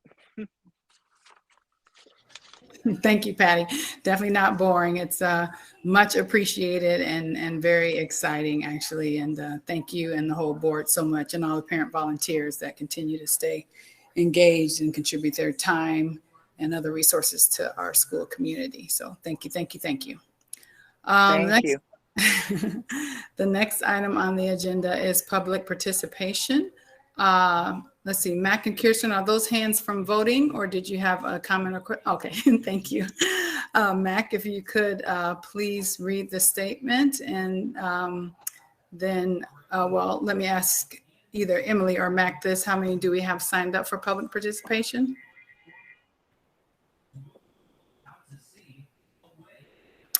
Either one of you? I don't have the info on who's signed up for it. I'm happy to read the statement in the meantime. Emily.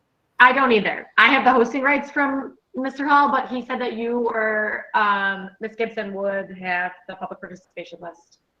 Okay, I will, let's see. Let me go to it now. Just a moment, please.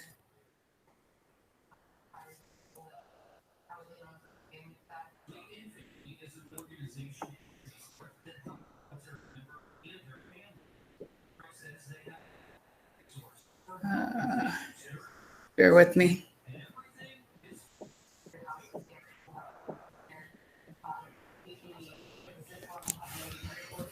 It's so much easier when I'm at home. Just a moment, I have to access it on my phone.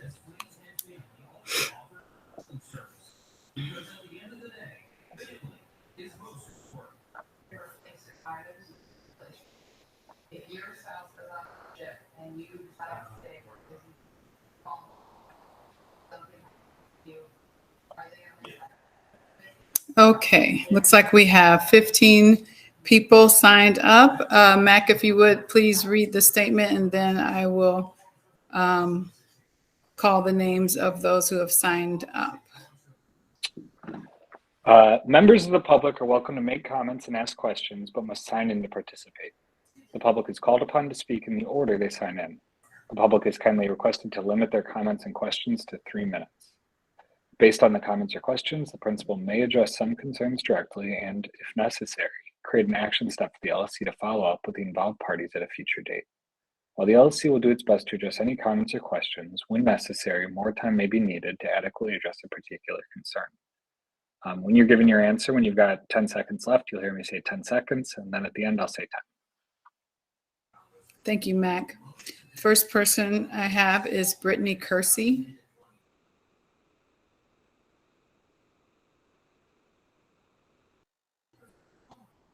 Brittany, are you on the call still?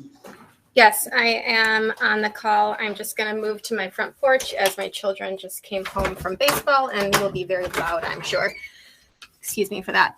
Thank you, everyone, for taking the time. I just wanted to, I have a statement that I'd like to read. And before I read it, I just wanted to clarify, since we already talked on this subject.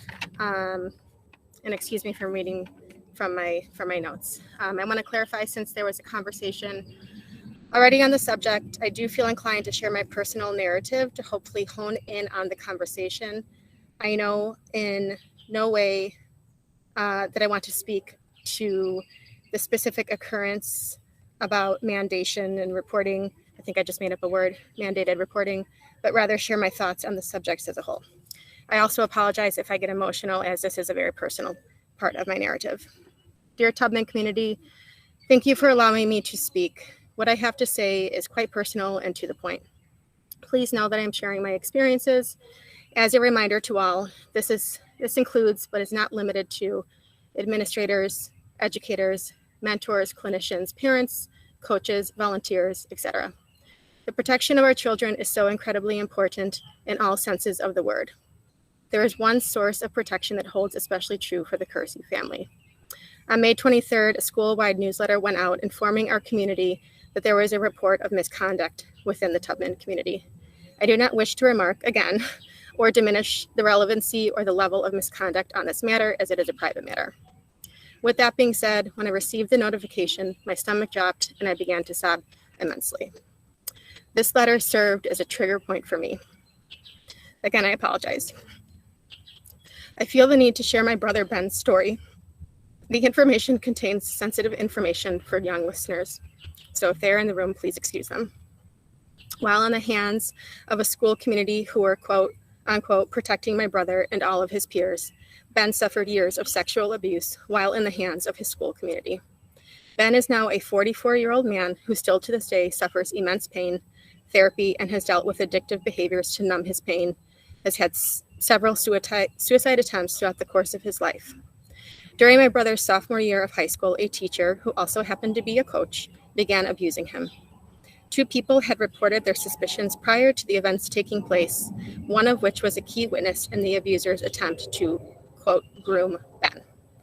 The abuser went on conducting his behavior, and it wasn't stopped until Ben had the courage to tell a friend that he was going to take his life because he couldn't stand the pain anymore. This friend went on to tell a parent, and that parent made the report. The bottom line is that no one took these allegations seriously because the abuser was beloved by all in his school setting, as most are. I feel especially blessed to have Ben in my life. He is one of 8 victims of this abuser and the only person that we know of who has chosen to keep on living despite the painful memories. In closing, I want to reiterate that my personal trigger from the school-wide newsletter needs to be a reminder of how we best take care of our children. One seemingly small allegation may be the beginning of my brother's story. Thank you for listening, as I know this might be a trigger for others in the community. Thank you, Brittany, and thank you so much for sharing such a personal experience. That took a lot of bravery, and we wish the best for you and your family. Thank you. Mark Hinmuller.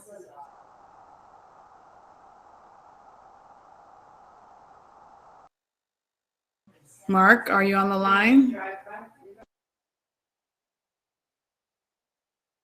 Okay, we'll move on, and if he does show up, we'll circle back. Sarah Shelton. So I think Sarah emailed that she was gonna let me read our statement because we decided to do like a joint statement / question. I don't know if you received it, but she's not able to be on the call, so I'm gonna be reading like our joint, as I said, statement questions. Sure, go ahead. As you all know, my name is Ileana. I have twins in 1st grade.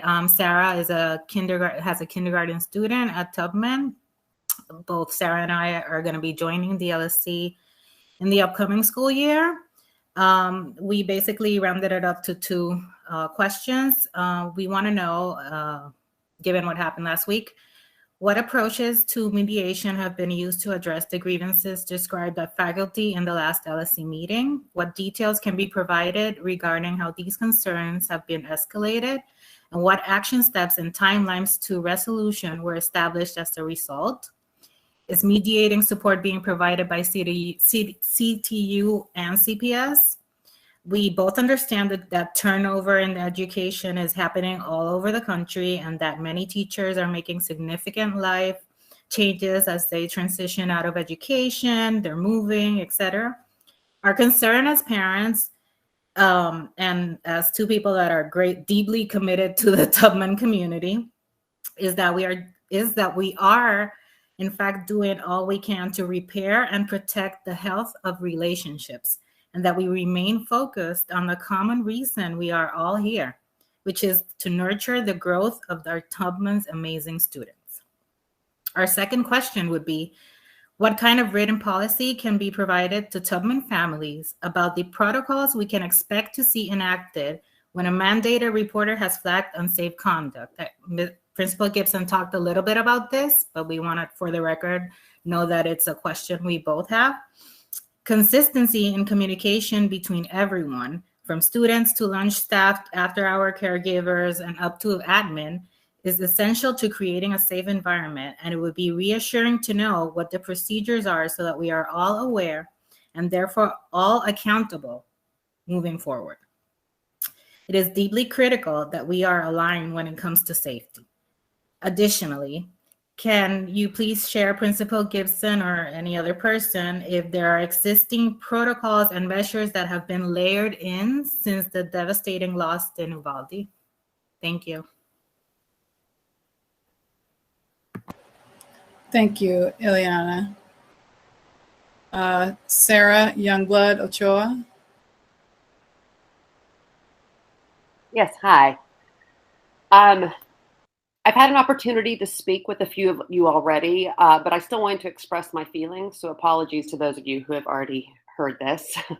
My name is Sarah Youngblood Ochoa, and I am the parent of a 7th grader here at Tubman.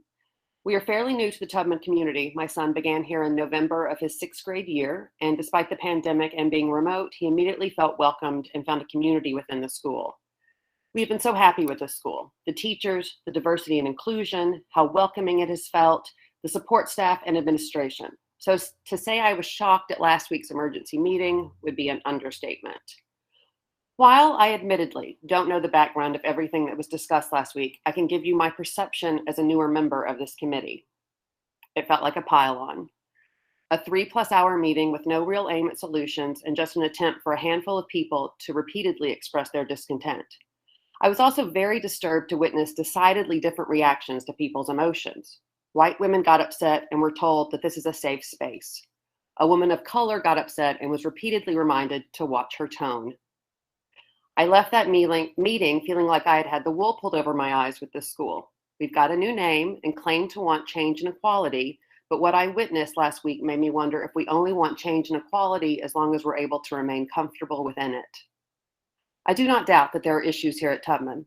However, I hope that calmer heads can prevail and that we can find solutions without resorting to the ugliness I witnessed last week. Thank you.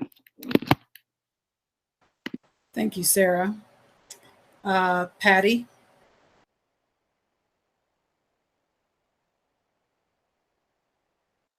Patty, you're up. There you go. I don't know why I'm sideways. I'm going to just not have my screen on.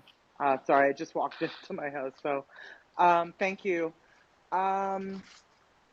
Seeing as this is the last official LSC of the school year, I wanted to give a few staff shout outs if that's okay. Obviously, I am a supporter of our Tubman staff and have been for many years. I appreciate each and every one of our staff, but felt I should mention a few really quickly. So thank you to our amazing middle school staff, especially Mrs. McNally, Mr. Yang, and Mr. Collins, for advocating for our students to experience their first middle school dance. I can say these kids were so happy and excited to enjoy this milestone event last week. Thank you to Ms. Moheiser for all her hard work on the yearbook and giving our students on their committee a chance to work on something special that culminated in an amazing keepsake the students will cherish for years to come. A big thank you to one of our newest staff members, Mrs. Vincent, for working with parents and administration to bring back school trips for our middle schoolers in the coming 2022-23 school year. We're very excited about that. Shout out to all the staff who gave their time to enrich our students' lives with various interesting free after-school programs and sports, like Ms. C, Mr. Hall, Ms. Assel, Ms. Zarnick, Ms. Alvarado, Mr. Oni, Ms. Brown Rivera, and more. Sorry if I'm forgetting anybody, but we all appreciate and noticed your efforts to do this for our students this year.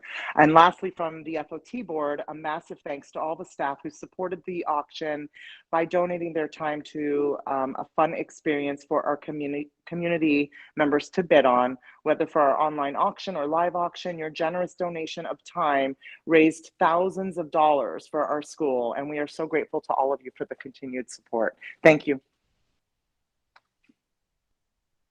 Thank you, Patty. We'll come back to Mark. He is back online. Hi, I am the school engineer. You won't see me on very many LSC calls, but I was on the first one when Principal Gibson was nominated, and I just think that she's done a very good job this year. It's been a very hard year, with coming back and all of the changes, but she has made the best of it. As she showed earlier, there was lots of events throughout the school year that children were able to participate in and families. She's coming on Saturdays, coordinated with me for basketball, for them to practice, that she didn't have to do. She's there every morning at 6 a.m. So I imagine that she's exhausted. I know that I am, as I escort her in the building to make sure that she's safe. And I just wanted to say that I think she's done a very good job. Thank you, Mark. Simone?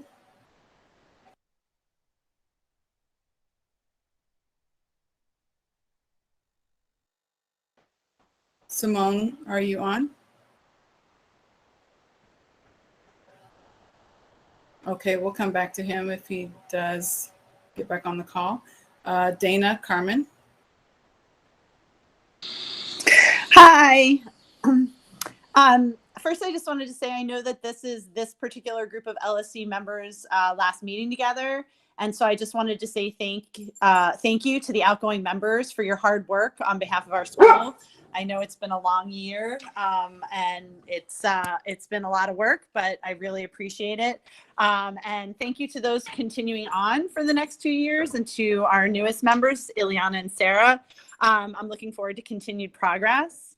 To that end, I know there's a lot to be discussed around stabilizing and improving our school and its culture and climate. But I don't want to lose sight of our students' needs. And I'll be honest, we never get an audience this big to share literacy info with. So woohoo.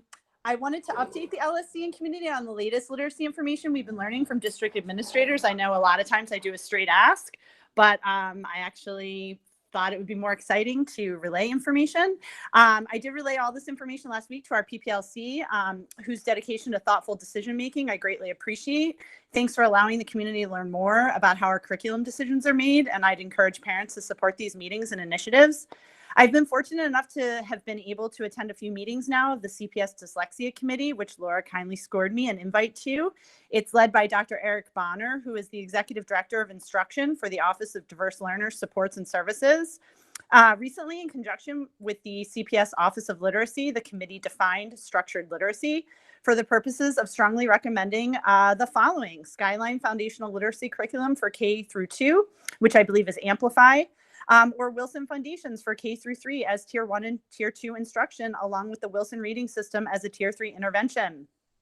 It's my understanding that there's a discussion on getting a Tubman teacher trained in Wilson Reading System, which is great.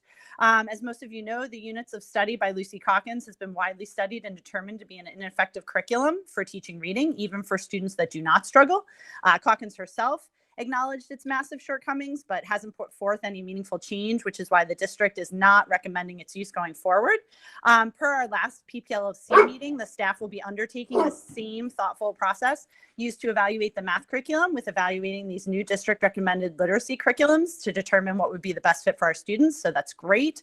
Thank you to them for taking this deep dive into the research on best practices. Additionally, the district is recommending the new assessment called iReady, which includes a red flag screener, which can provide teachers data on struggling readers and whether they potentially may need additional support or further eval. At present, we don't assess students in this manner, so this particular one is being recommended so fewer struggling students are missed at these critical stages. I think the assessment calendar was voted on today by our staff, so I'm hopeful the iReady will be implemented this upcoming school year. It's been great to see the district propelling these much needed changes forward, and it's exciting to see the momentum growing here at Tubman. Thanks so much for your time, and I'm wishing everyone a great summer. May there be less hand sanitizer and more fun for everyone this year. Thanks so much. Thank you, Dana. Simone? Let's try it. Can you hear me now? Can folks hear me? Yes, we can hear you. I hate technology. Okay. I apologize in advance if any of this is repetitive. Good evening, Tubman community. My name is Simone Weffer, and I am a parent of 2 current Tubman students and have 2 others that have graduated from our school. I'm also a professor of sociology, the director of diversity, equity, and inclusion for the College of Liberal Arts and Sciences, and one of a handful of tenured Latinx faculty at Northern Illinois University. Having been part of the last LSC meeting and part of many conversations over this school year, I have no doubt some of the conflict we have been hearing about at our school is racial and racialized. Issues such as difference in leadership style, preferences for physical contact, and language usage can at times be explained due to racial differences. As a race scholar, I'm sure that this year there was pushback to decisions made by the new principal because she's an African American woman, pushback by faculty, staff, students, and families alike. Just as there was an embracing of her because she's an African American woman by faculty, staff, students, and families. But these racialized dynamics, which can explain some of the conflict, is not why I'm here tonight. As a professor at a public university, I am a mandatory reporter, meaning that if I see or am told of any incident where a student could be suffering harm, be it physical, emotional, verbal, or sexual, I am compelled by statute to report it. There is no gray area in the statute. Teachers, administrators, and staff must report any concern, quote unquote, up the food chain. It is not up to us to adjudicate or argue the veracity of what has been reported to us. Our job is to get the information to the proper investigative group. In the case of our school, that is the Office of Student Protection. And what I have heard, not just at the previous meeting, but through conversations with other parents, has me very concerned that CPS policies and procedures were not followed. That while eventually reports were filed, which resulted in immediate action taken by OSP, prior to that, there were a series of incidents that should have raised red flags and brought about reports. No matter what our respective positions are in this community, be it as faculty, staff, or families, all we desire for our students is to have a classroom environment where students' strengths can be polished and their weaknesses improved. But to have that learning environment, students must feel safe and know that if something happens to them that is irremediable, students in the building will take action. From what I have learned, I am unfortunately left asking the question, did the school's leadership do everything they could to fulfill their legal and moral obligation to ensure students were safe by following CPS policies and procedures around reporting concerns about student harm? Thank you for your time. Thank you, Simone. Molly? Hi, can you hear me? Yes.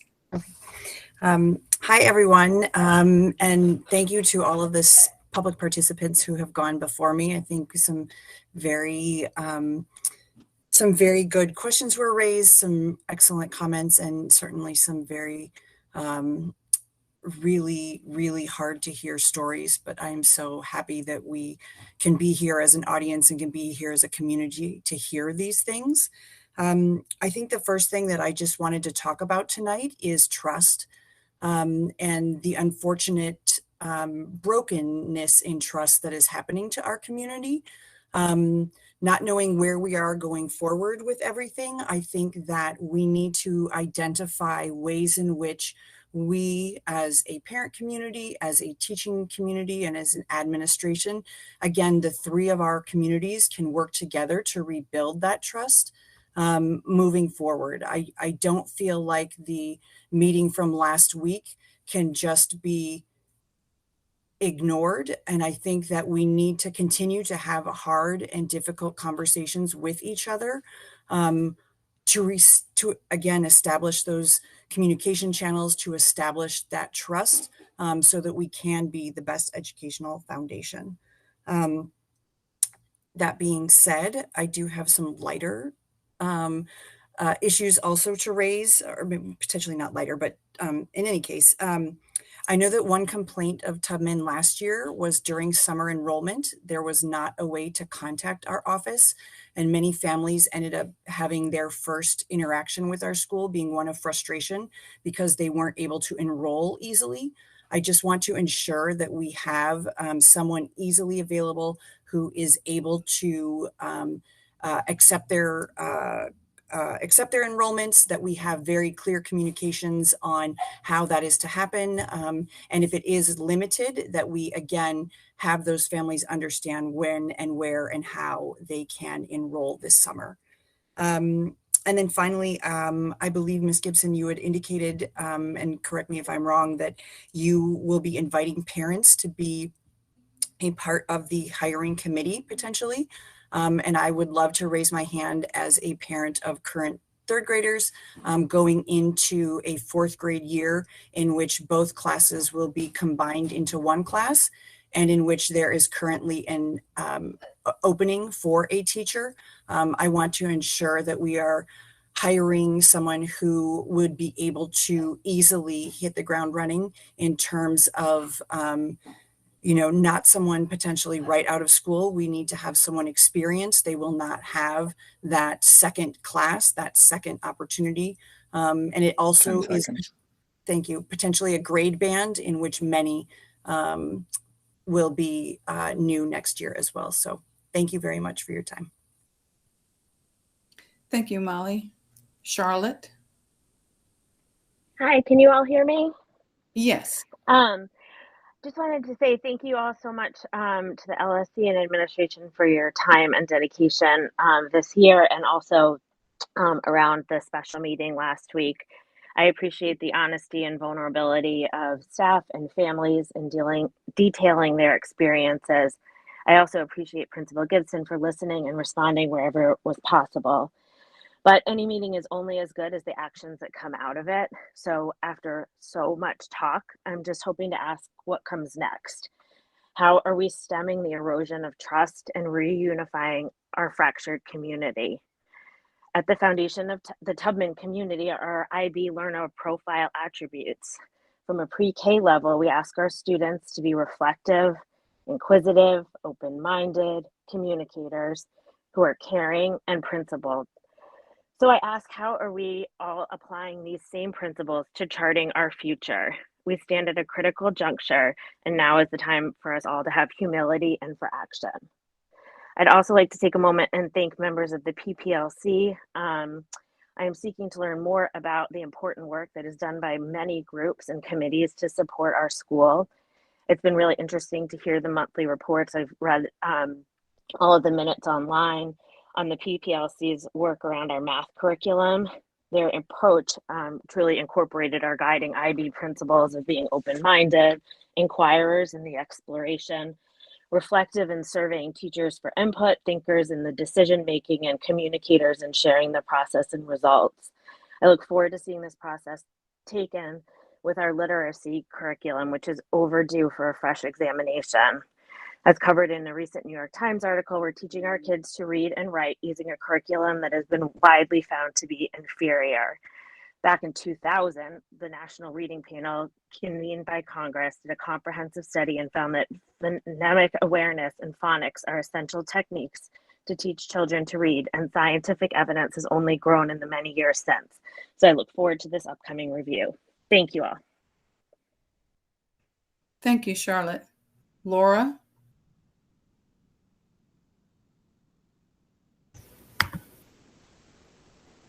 Hey guys, can everybody hear me, see me? Yes. Okay, hi. Thanks to the LSC. This is our outgoing meeting. So I just wanted to thank you all for your service to the school. It's not easy work, and so thank you. I also wanted to say thank you to the PPLC, whose committee I'm getting more familiar with, and their continued hard work in helping move the school forward. I really do appreciate all the work you guys do on top of your already busy and demanding schedules. Doing deep dives into what the school needs is just super important. I know you guys have the best interests of our children at heart. So thank you for doing that. And also thank you to all the members that read the article that I sent. It was the New York Times cover story on Lucy Calkins. If anyone would like to read that, it's a great read about our current curriculum, and the previous caller or speakers have done a great job talking about literacy. So thanks, guys. And just to be clear, I'm not advocating for, that old idea of drill and kill or basal readers or anything like that. Just high quality curriculum that has rich vocabulary, extensive background knowledge, and also, yes, an explicit and systematic phonics program, because that helps all kids, not just the kids that are struggling. It really does benefit them all. Also, I'd also just like to thank all the teachers. You all are just amazing people. Seriously, I do not know how you guys do your jobs so well. And just in particular, we have this year had such amazing teachers, Ms. Cole, thank you for coming with Macy from pre-K to kindergarten. We've been really blessed with you up there. Ms. Assel, you're so kind and caring, and Zoe's definitely just really enjoyed you. Ms. Zarnick, Ms. Brickta, you guys are rock solid, and I can't thank you enough. And Ms. Connors too, our student there. So thank you guys. And of course, Ms. M, Dana, our speech therapist. Seriously, like just such solid teachers. You guys really do so much work. So thank you for that. And then on that note, I just was curious too, like the previous speakers, what's our healing plan? The last meeting was so intense, and obviously we're fractured as a community. And so I didn't really hear what the next steps were. How do we build together going forward? It's like, how do the remaining staff confidently move forward in the steps? I didn't really hear necessarily, like, are we getting restorative justice coordinator for our community? It just seems like if we don't address it, it's just going to fester. And so I just want to make sure that, if there's a third party can come in, and I want to make sure everyone feels extremely supported, because everybody at Tubman community is amazing. And just thanks again to those teachers who make a difference. I get the buzzer. I win. Thank you. Thank you, Laura. Let's see, Kirsten, and then Kate and Cindy. Hi, I'm going to be sharing a letter from one of our Tubman families about why they're leaving. As a parent of a diverse learner, I feel that my learner has not been supported by SECA staff members. My child has academic learning needs. In the past 2 weeks, newly hired SECA staff had interactions with my child that I do not feel support his academic and/or SEL development. In the prior week leading up to the IEP meeting, the SECA staff members shared with me that my child was exhausting, disruptive, and needs regulation. This was shared with me while my child was near and heard what was said. The homeroom teachers countered what was shared about my child by the SECA staff.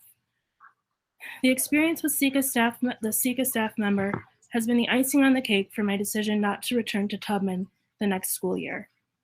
During the fall, I had contacted the principal about how my child was berated in front of his peers by a specialist teacher. My child was publicly embarrassed, and I felt the redirection was harsh and inequitable. I stated that my child was not the only one who did not understand the directions provided, and felt my child was singled out in the class along with 2 other students of color. The principal refused to meet and discuss the concern brought forward by our family. It is my hope that all children at Tubman will be seen for who they are as learners, regardless of how they were raised, to what they look like, or the level of their learning needs. Thank you. Thank you, Kirsten. Kate? Hi, I also was asked to read a parent statement from someone who felt like they could not speak for themselves because it would have identified who their child was and that this was sensitive information. I'm actually going to share this statement with the LSC. It's about 3 pages long, and it has a lot of support documents laid out, but just giving the summary, I think this is related to Kirsten's family as well, noting that same interaction with the specialist teacher that they felt was not addressed with the principal when multiple parents brought that up in December of 2021. Also stating issues where the child was receiving services because of some bullying that was happening at school, and then the school counselor left in October, and that counseling that student was getting to help with that bullying situation, they were never notified on the support, and they were never given any more counseling opportunities, and there was no communication there. This parent has lots of information laid out here, along with the code of conduct and what they thought should have happened instead, and places where they feel that the policy was violated. So I will share this with the LSC because it's a lot to read in this situation, and also the parent is willing to give all the documentation that they have to back up the concerns that they have, but this is basically their concerns about concerns that were brought to the principal that were not addressed in the appropriate fashion. So I will share that with staff, with the LSC. Thank you. Thank you, Kate. Cindy? I'm good. Thanks. No comment. Okay, thank you. I'm sorry. I have not signed up, but I do have something to say. Now that public participation is over, I want to give everyone the opportunity to go first. Has all the sign-ups been, I'm sorry, Tina, because I think I signed up, but I just want to share that. I'm sorry, Sarah. It's okay. It may be my poor scrolling. Let's see. I'm sorry. Yes, I didn't scroll down far enough. Yes, please go ahead. I'm sorry. Thank you. Thank you, Tina. I appreciate you finding that. And I just wanted to make a quick comment as it relates to the restorative justice and recognizing that restorative justice empowers students to resolve conflicts on their own and in small groups. So it's a process in which students have gained knowledge and practice to be able to work within with each other and with their peers, and it's a growing practice at schools and in classrooms. So there's supports in play for students, or supports in play for teachers, and obviously those supports extend at home with the families. And so ideally, it is looking at ways in which we bring students together in peer-mediated small groups to talk, to ask questions, and to air their grievances. And so when we look at our work and our practice as a school community, I implore and I ask that in light of these student safety concerns and issues, that we move forward as a community in which we're empowering our students, we're empowering our families, we're empowering our teachers, and we're doing this in ways in which we are not criminalizing our students, we're not criminalizing our parents and our families, but we have the skills and abilities to be able to address areas of concern, areas of conflict in supportive ways. And in looking for restorative justice person, I just want to share that, this position really should be thinking about how that individual is able to provide comprehensive and culturally competent restorative justice supports to all layers within the school that really champion how students are able to come together and to reduce disproportionate discipline practices that I have experienced. I can say that with my own child, and ultimately that promote a positive climate and culture. So with all that has been shared, I ask Principal Gibson and school leadership and teachers to really embrace, the true impetus as they're looking to hire for that position, as well as looking to think about how they relay implement those practices and supports for all of the Tubman community. Thank you. Thank you so much, Sarah. Principal Gibson, did you have responses to any of the public participation that you'd like to share now? I do.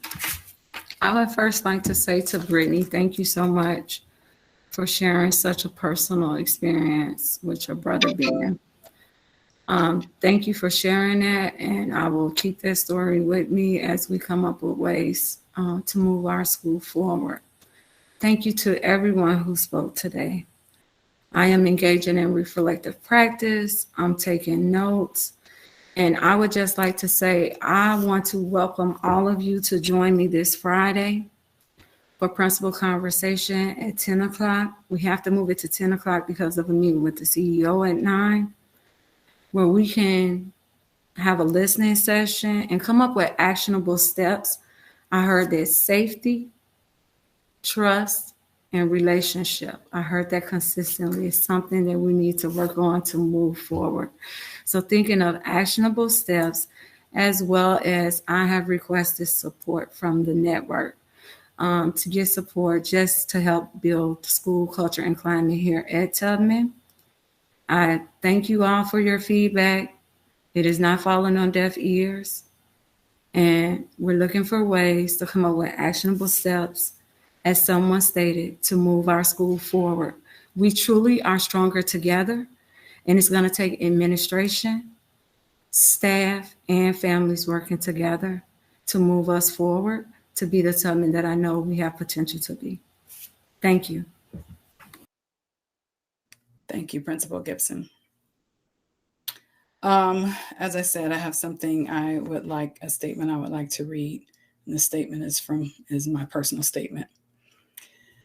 Back in September, a fellow council member, Lori, reached out to me with an anonymous request from some of the staff.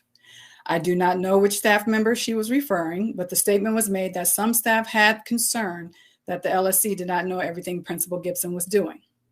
The staff members were requesting that the LSC create a survey for them to share their feedback rather than bringing it forward on their own. I pondered over this for several days. Having reached a decision, I reached out to Lori and told her this. In the interest of moving forward from the side conversations and lack of transparency that took place in the past, I asked Lori to encourage the teachers to meet with Principal Gibson face-to-face, share their concerns, and move forward in a collaborative, positive manner. I stated that the staff and Principal Gibson deserve the opportunity and professional courtesy to resolve matters together. Unfortunately, the staff did not take that opportunity. When I learned of staff members going over Principal Gibson's head to the network with their concerns, I reached out to have a conversation with Mr. Hall. He shared those concerns with me. When I asked him if anyone had taken advantage of Principal Gibson's open door policy, he stated no one had because of concerns that what they had to say would be shared with others. I encouraged him to perhaps serve as a representative of the staff and to meet with Principal Gibson and work with her on voicing their concerns and coming to collaborative resolution. Most recently, I reached out to a fellow council member asking for any resolutions or suggestions the staff had come up with since the last meeting, as well as for parental concerns that had been shared with the council so that they could be shared with Principal Gibson so she could address them tonight. To my understanding, that information was not shared before the meeting. Over the past week, I have weighed in my mind not only the information that was shared at our last meeting, but also the road to this point. Frankly, I don't understand how a month into the school year, which would be September, something so egregious had happened that the concerned staff members were paralyzed with fear of having an open, honest conversation with Principal Gibson. At the last meeting, the concerns expressed were laced with assumption of guilt, accusations of lying, and the underlying tone that for some reason it is not Principal Gibson's professional right to make certain decisions. It is suspicious and dangerous that the viewpoint of staff is taken as gospel, while anything Principal Gibson had to say was met with skepticism. Even the requirement for her to not come close to divulging certain information per the guidance she received from the network, she was accused of wordplay and lying. My heart absolutely aches for the parents of DL students who are rightly concerned that their children be able to forge the same bond with new staff members as they did with those in the past. However, I find it undermining that with Principal Gibson being the only one who has all the information and who also has a specialty in special education, the expectation is that she asks the reassigned staff to return and negate the information that led to the reassignment. Such decisions should be made in the interest of all students, not staff relationships. Rather than any focus on resolution or acknowledgement of all the positive, collaborative, and reflective actions Principal Gibson has done, those voicing their concerns only chose to focus on the negative. One example, one interview was conducted without staff assistance, as opposed to the approximately 8 that were. However, she was berated for that one instance. There was no mention of Principal Gibson's work with the PPLC to conduct staff surveys. There was no mention of Principal Gibson's attempt to involve the network chiefs and her principal mentor in meetings so that they could provide suggestions and guidance. I know of these actions and many more because of my nearly daily conversation with Principal Gibson, typically well after 10 p.m. One of the letters from the staff even went so far as to say this school year, managing the school, quote, should have been easy. I also heard that she had been given grace. It is not giving grace to go around and above someone you need to settle professional discourse with without the opportunity to be involved in that resolution. It is not grace to expect perfection and a perfect working relationship from someone who is a first-year principal coming into, well, from anyone, but particularly anyone who is a first-year principal coming into a building steeped deeply in the biased ways and allowances of the previous administration in the middle of a global pandemic while nursing her minor child back from a life-threatening automobile accident. All of this on top of receiving racist, offensive death threats via her personal phone. I am not saying there's no opportunity for Principal Gibson's improvement, nor that she has not made any mistakes. What I am saying is the actions taken by the staff thus far seem focused on besmirching Kimberly's name and destruction rather than resolution. I find the expectation of perfection hypocritical, and this is why. My daughter's first week at this school, her 504 was completely ignored by her teacher, leading her to have an accident. She remained in the bathroom crying until she was found by another teacher. That teacher was the one who called me to explain only why my daughter would be wearing different clothes when I picked her up from school. She had no idea what had happened. I did not hear from her teacher until I reached out to that teacher. At that point, she completely dismissed my concerns. In the very same week, the children were allowed to run around at recess without their shoes in their sock feet.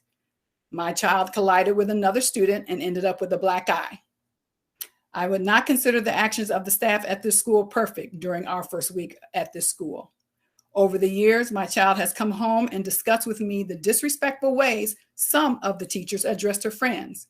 I had to intervene on one occasion when my daughter was directed never to disagree with her teacher, when she had simply waited until after the lesson to let her teacher know that she was not the person guilty of what she was accused. There is also this outcry regarding loss of staff.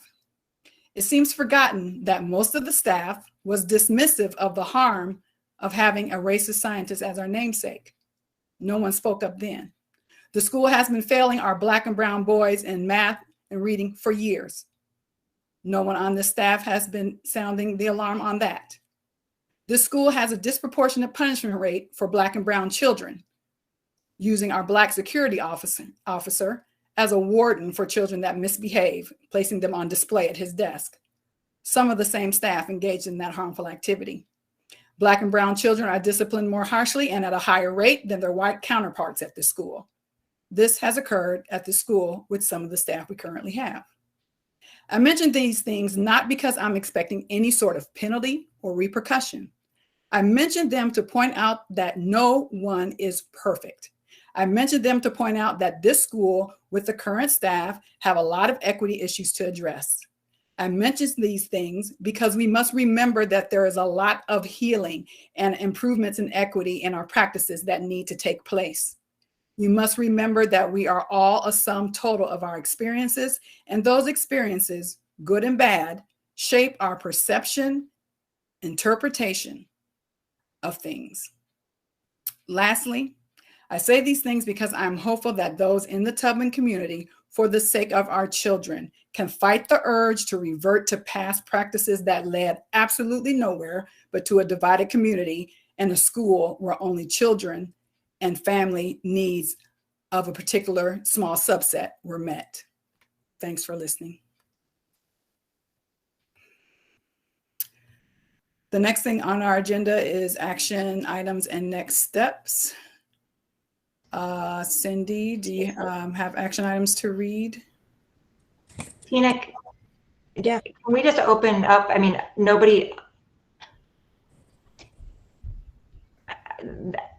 I respect you being able to speak and speak for much longer than 3 minutes, and that was completely fine. But can you open it up to anyone who may want to say something themselves? Sure.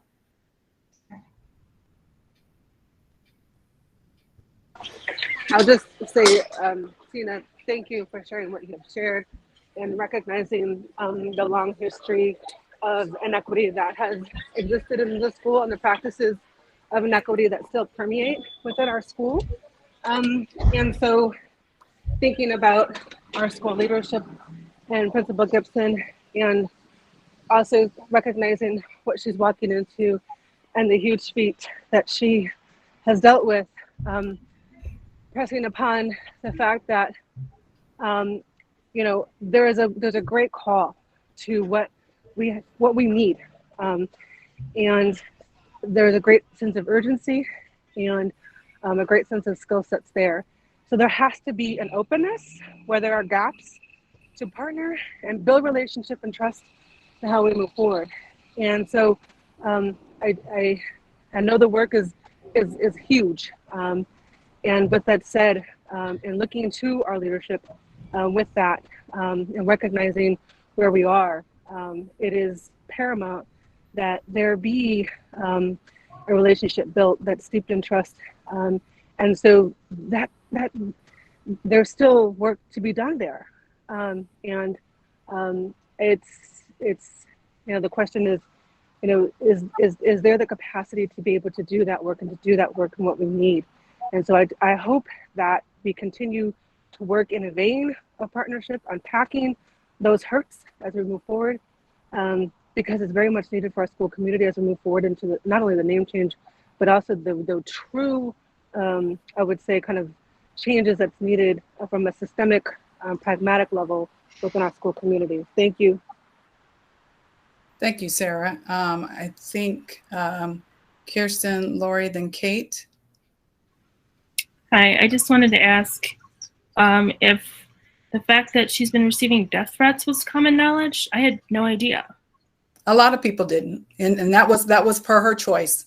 I asked her specifically if I could let that be known. But in September, she started getting death threats with the N-word and other things. I'm sorry. Lori, then Kate. I thank you, Tina. We've worked for a long time together.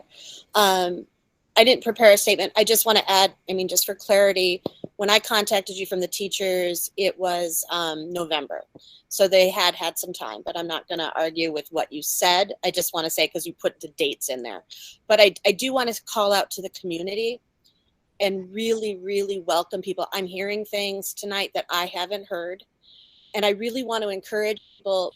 The LSD, there's a very basic job that we are asked to do. When you look at our description of who we are, it's very simple. And many schools, the LSC shows up, does 1 hour meetings. Like some people actually put a time limit that the meetings can only be an hour.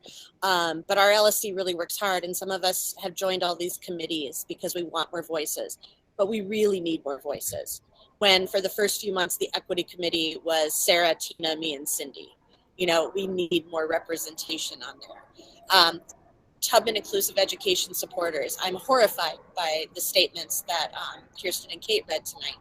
And I feel like I want to try so hard because it reaches me as a mom to 3 diverse learners, and to hear anything involving SICAs, because their job is to keep our children safe and they have such access to our children. And I've always said, like, the specials teachers, they're not a part of our IEPs. There's just so much growth. But I really want to act and ask more people to come to these meetings, to join these committees, to share your voices. And I know that it's hard and we all have different work obligations and family obligations. But if there's any way that people can start to speak up and feel confident that their voices will be heard no matter who they are, that would be really important to me, because I do put a lot of time into this and I do take this all very personally. So I do thank everybody who spoke tonight. I think everybody was very brave, because sometimes people come in and you're going to say something that not everybody agrees with. And so I appreciate that. And I hope we can continue and actually build real safe spaces, because as much as we've been asking for that, we still don't have it. So thank you, everybody. And thank you, everybody who sticks it out. And I look forward to working with the new LSC, and we will need 3 positions filled. We have space for 2 parents and 1 community rep soon. So if you are interested, please reach out. Thank you, Lori. Kate? I just wanted to follow up on some of the stuff that Tina was saying. First of all, I think that at the beginning of this year, I knew what a massive lift it was going to be for Principal Gibson. I knew what she was walking into, all the changes needed. When I ran for LSC, one of the things that I was talking about was that we need to make sure that our school feels safe and welcoming for every student that walks in the door and every single family. And we have not done enough to make that the case.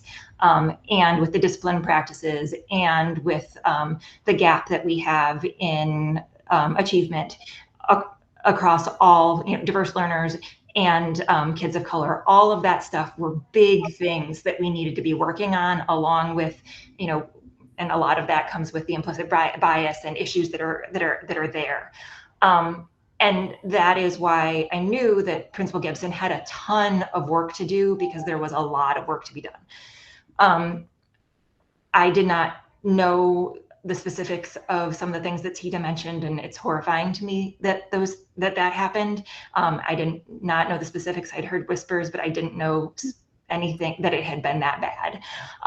Any of it was horrible, but I am devastated to hear it was that horrible heat. I think the thing that's most devastating for me about this year, though, is I don't think we've made any progress on any of those things that I was hoping that we would have made progress on. And I feel like for lack for whatever it is that is the issue, wherever that lack of trust is, the accusations of lying, or teachers not feeling comfortable, or staff not feeling comfortable, whatever it is, we have a toxic environment that's there that I don't know how to fix. And we haven't been able to fix it. And then we're never going to be able to make those gains that we need to make our school work best for every kid that's in the school. And so I agree with you. It was a ton of things. I can't even imagine all of the things that Principal Gibson dealt with this year, and beyond what she should have, just that was the difficult things at school. But I really, I know you think the teachers didn't reach out enough. I mean, I had lots of conversations with teachers with the action steps that they were taking to try to remediate things. And I think all of us felt like we were in a more positive space about 2.5 months ago, right before spring break. It seemed like there was something was coming together, and that I was optimistic that we were going to be able to get past this impasse with work being done on both sides. And then everything just kind of seemed to fall apart. And so I don't know how we fix all the problems there. And I think in terms of action steps, I think it's trying to figure out how we will go about trying to fix those relationships. I haven't heard much from the teachers in terms of new ideas now. I had heard a lot of things about ideas about how to fix things 3 months ago, and I know the PPLC was working on that. I have not heard things recently, but I haven't heard new ideas from Principal Gibson either about how she's going to change her approach so that things start getting better either. And so all those things that you said about that we need to change in our school absolutely have to happen. And I feel horrible as an LSC member that I don't think we as an LSC made gains on any of those things. And so I personally feel like I've failed in my job as LSC this year. And that's where I am. But sorry, just had to clarify. And again, I'm just sorry to everybody and to Principal Gibson and all of the things that have happened this year that have been so hard on everyone. Thank you, Kate. Mr. Hinmuller, I am going to have to restrict comments to the council at this time, as the public participation portion has closed. Is there anyone else on the council who would like to make a statement? Okay, the next item on the agenda is action items and next steps. Cindy? I think so far we have just getting an answer on whether parents are invited to the PYP exhibition. Having a clear, something clear and concise about policy and procedure for mandated reporting, and when those trainings will take place. It sounded like you wanted to sort of do a refresher once a quarter. I think that moving forward, we want to kind of see what that would look like throughout the year. Checking in to make sure that the allocation of the Cubs Charities funds follows the specific parameters of the grant. And then I don't know if this is an action item, but maybe answering some of the questions that came up during the public participation. There were some kind of specific questions. Are those allowed to be action items? Of course. Principal Gibson, did you capture notes on some of the specific questions that you were unable to address at this time? I think the members and who spoke up, I took feedback, I took notes, and I will be following up with some of the questions, specifically Ileana for sure, and as well as Molly after the meeting. Did I miss anything? Not that I'm aware of. Emily, did you have a comment? Yeah, sorry, I had a last ditch effort thought here. It just feels like being kind of the sole staff member voice here. And also, we can all admit I'm in a unique position because I've been out this year, but I'm privy to a lot of information that has transpired and was actually in the building today. So I have a sense of sort of a vibe. And just wanted to say, it feels like there's a lot of follow-up and responding to parents' questions, and you reiterated to invite people to your principal conversation you're hosting on Friday. It feels like there's a lot of healing that needs to be done between the parents and some safety concerns, but I also feel like it's a twofold, and there needs to be the same with the staff, right? So like the staff with the leadership, as well as the parents with the leadership, and then all of us together. So I leave this call, frankly, a little disappointed, and I just hope that we can make some strides here in the last few weeks of school and in the beginning of next school year. So I don't know if that's, some time with individual staff to see how they're feeling, or staff meetings. I just feel like I've heard from staff that there hasn't been a lot of that, especially after last week's meeting of 3 hours. It feels like people left just like really discouraged, and then like nothing has been done or said about it in the past week. So it just feels like I just want to make sure we have that healing with the staff too as we go into summer. I just would hate to lose more teachers with kind of like the way this school year seems to be ending. So just kind of wanted to rally for doing all the healing we can with the staff as well. Thank you, Emily. And I would just reiterate my encouragement of the staff, as with last week, to share suggested resolutions. I know that there have been actions taken, change in behavior per the guidance of network, inclusion and people of the network, attempted inclusion in PPLC meetings, surveys that have been created with between the PPLC and Principal Gibson. So I'm not sure what other actions are being looked for, but I definitely encourage the staff to reach out specifically with resolutions and have those conversations with Principal Gibson so that this community can heal, so that things can be clearly communicated and collaborative and move forward in that way. So thank you for Emily for being that voice. Yeah, I will. And I hear you on that. And I think staff has. I just want to reiterate that. I'm getting inundated with messages from my staff that are on the call and staff that could not be here to speak on their behalf. I'm a little tough without Mr. Hall, but staff has brought concerns about all year long, and some of them have not been addressed. And it just feels a little bit like, I know that you all support the staff, but it feels a little like that you're sort of going against us, it feels like, Tina, and that the staff has to come up with all the resolutions and the staff has to call OSP. And it's like, we chose Ms. Gibson to be our leader and we need her to support us and all the things we need support with. So like, while it's on the teachers to come up with resolutions, it's also on our leader to help us with those resolutions. Like, you're absolutely right, Emily. We're all in this together, but we Emily, I just need the staff to work with me, so I will host a staff listening session, but it will take all of us coming together and working together collaboratively. And to be honest, I don't think that has happened. Right. So, in order to move forward and not be defensive or reactive and be proactive, one of the things I heard you loud and clear, So just like we're having a principal conversation, I still have the open door policy, but I will intentionally try to schedule some more one-on-ones, and maybe I'll have a sign up genius in our next staff letter where staff can sign up so they can talk and share resolutions that they think will help us move forward. So I can reflect over that over the summer, and we can use that for planning. So we continue to move forward. That's our whole goal. Staff and administration have to work together as well as families, so we can have a better outcome for our students. It's going to take the whole community. And I did hear that. Someone mentioned that during our public participation, and they were absolutely right. It's going to take all of us working collaboratively together to move forward. I'm willing. Safety is a concern for me as well. Trust and building relationships. And just like when I interviewed that I talked about building relationships, that's something that's going to be one of my top priorities right next to safety.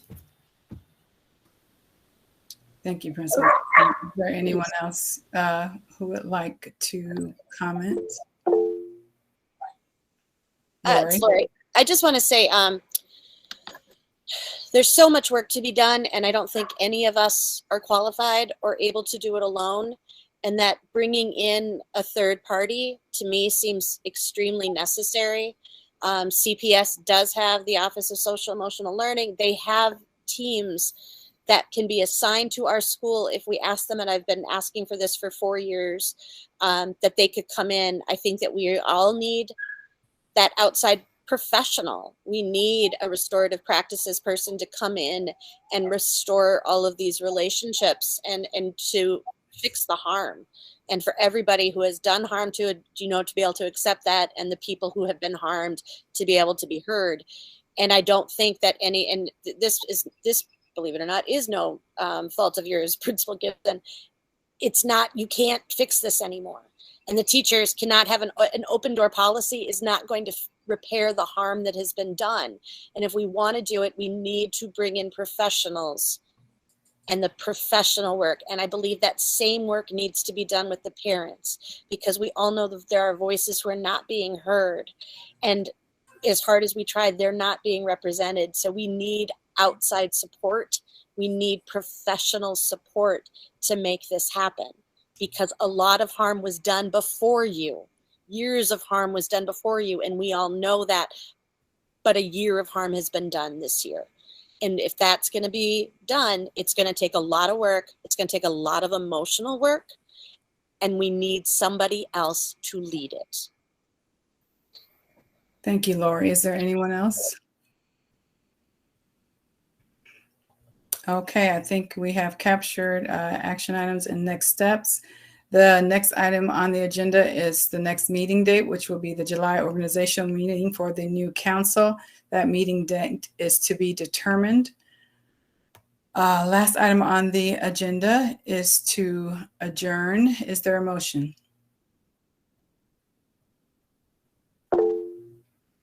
I think, Lori, is that a motion or an early vote? It's a little bit of both. I motion to adjourn this meeting and the last of this LSC. So I second that motion. Is there any discussion? If there's no discussion, let's vote on the motion. All in favor of adjourning? There we go. It looks to be unanimous. Thank you, everyone on the council and the community, for your extended time today. Take care and be safe. Goodbye. Thank you, Tina. Uh-huh.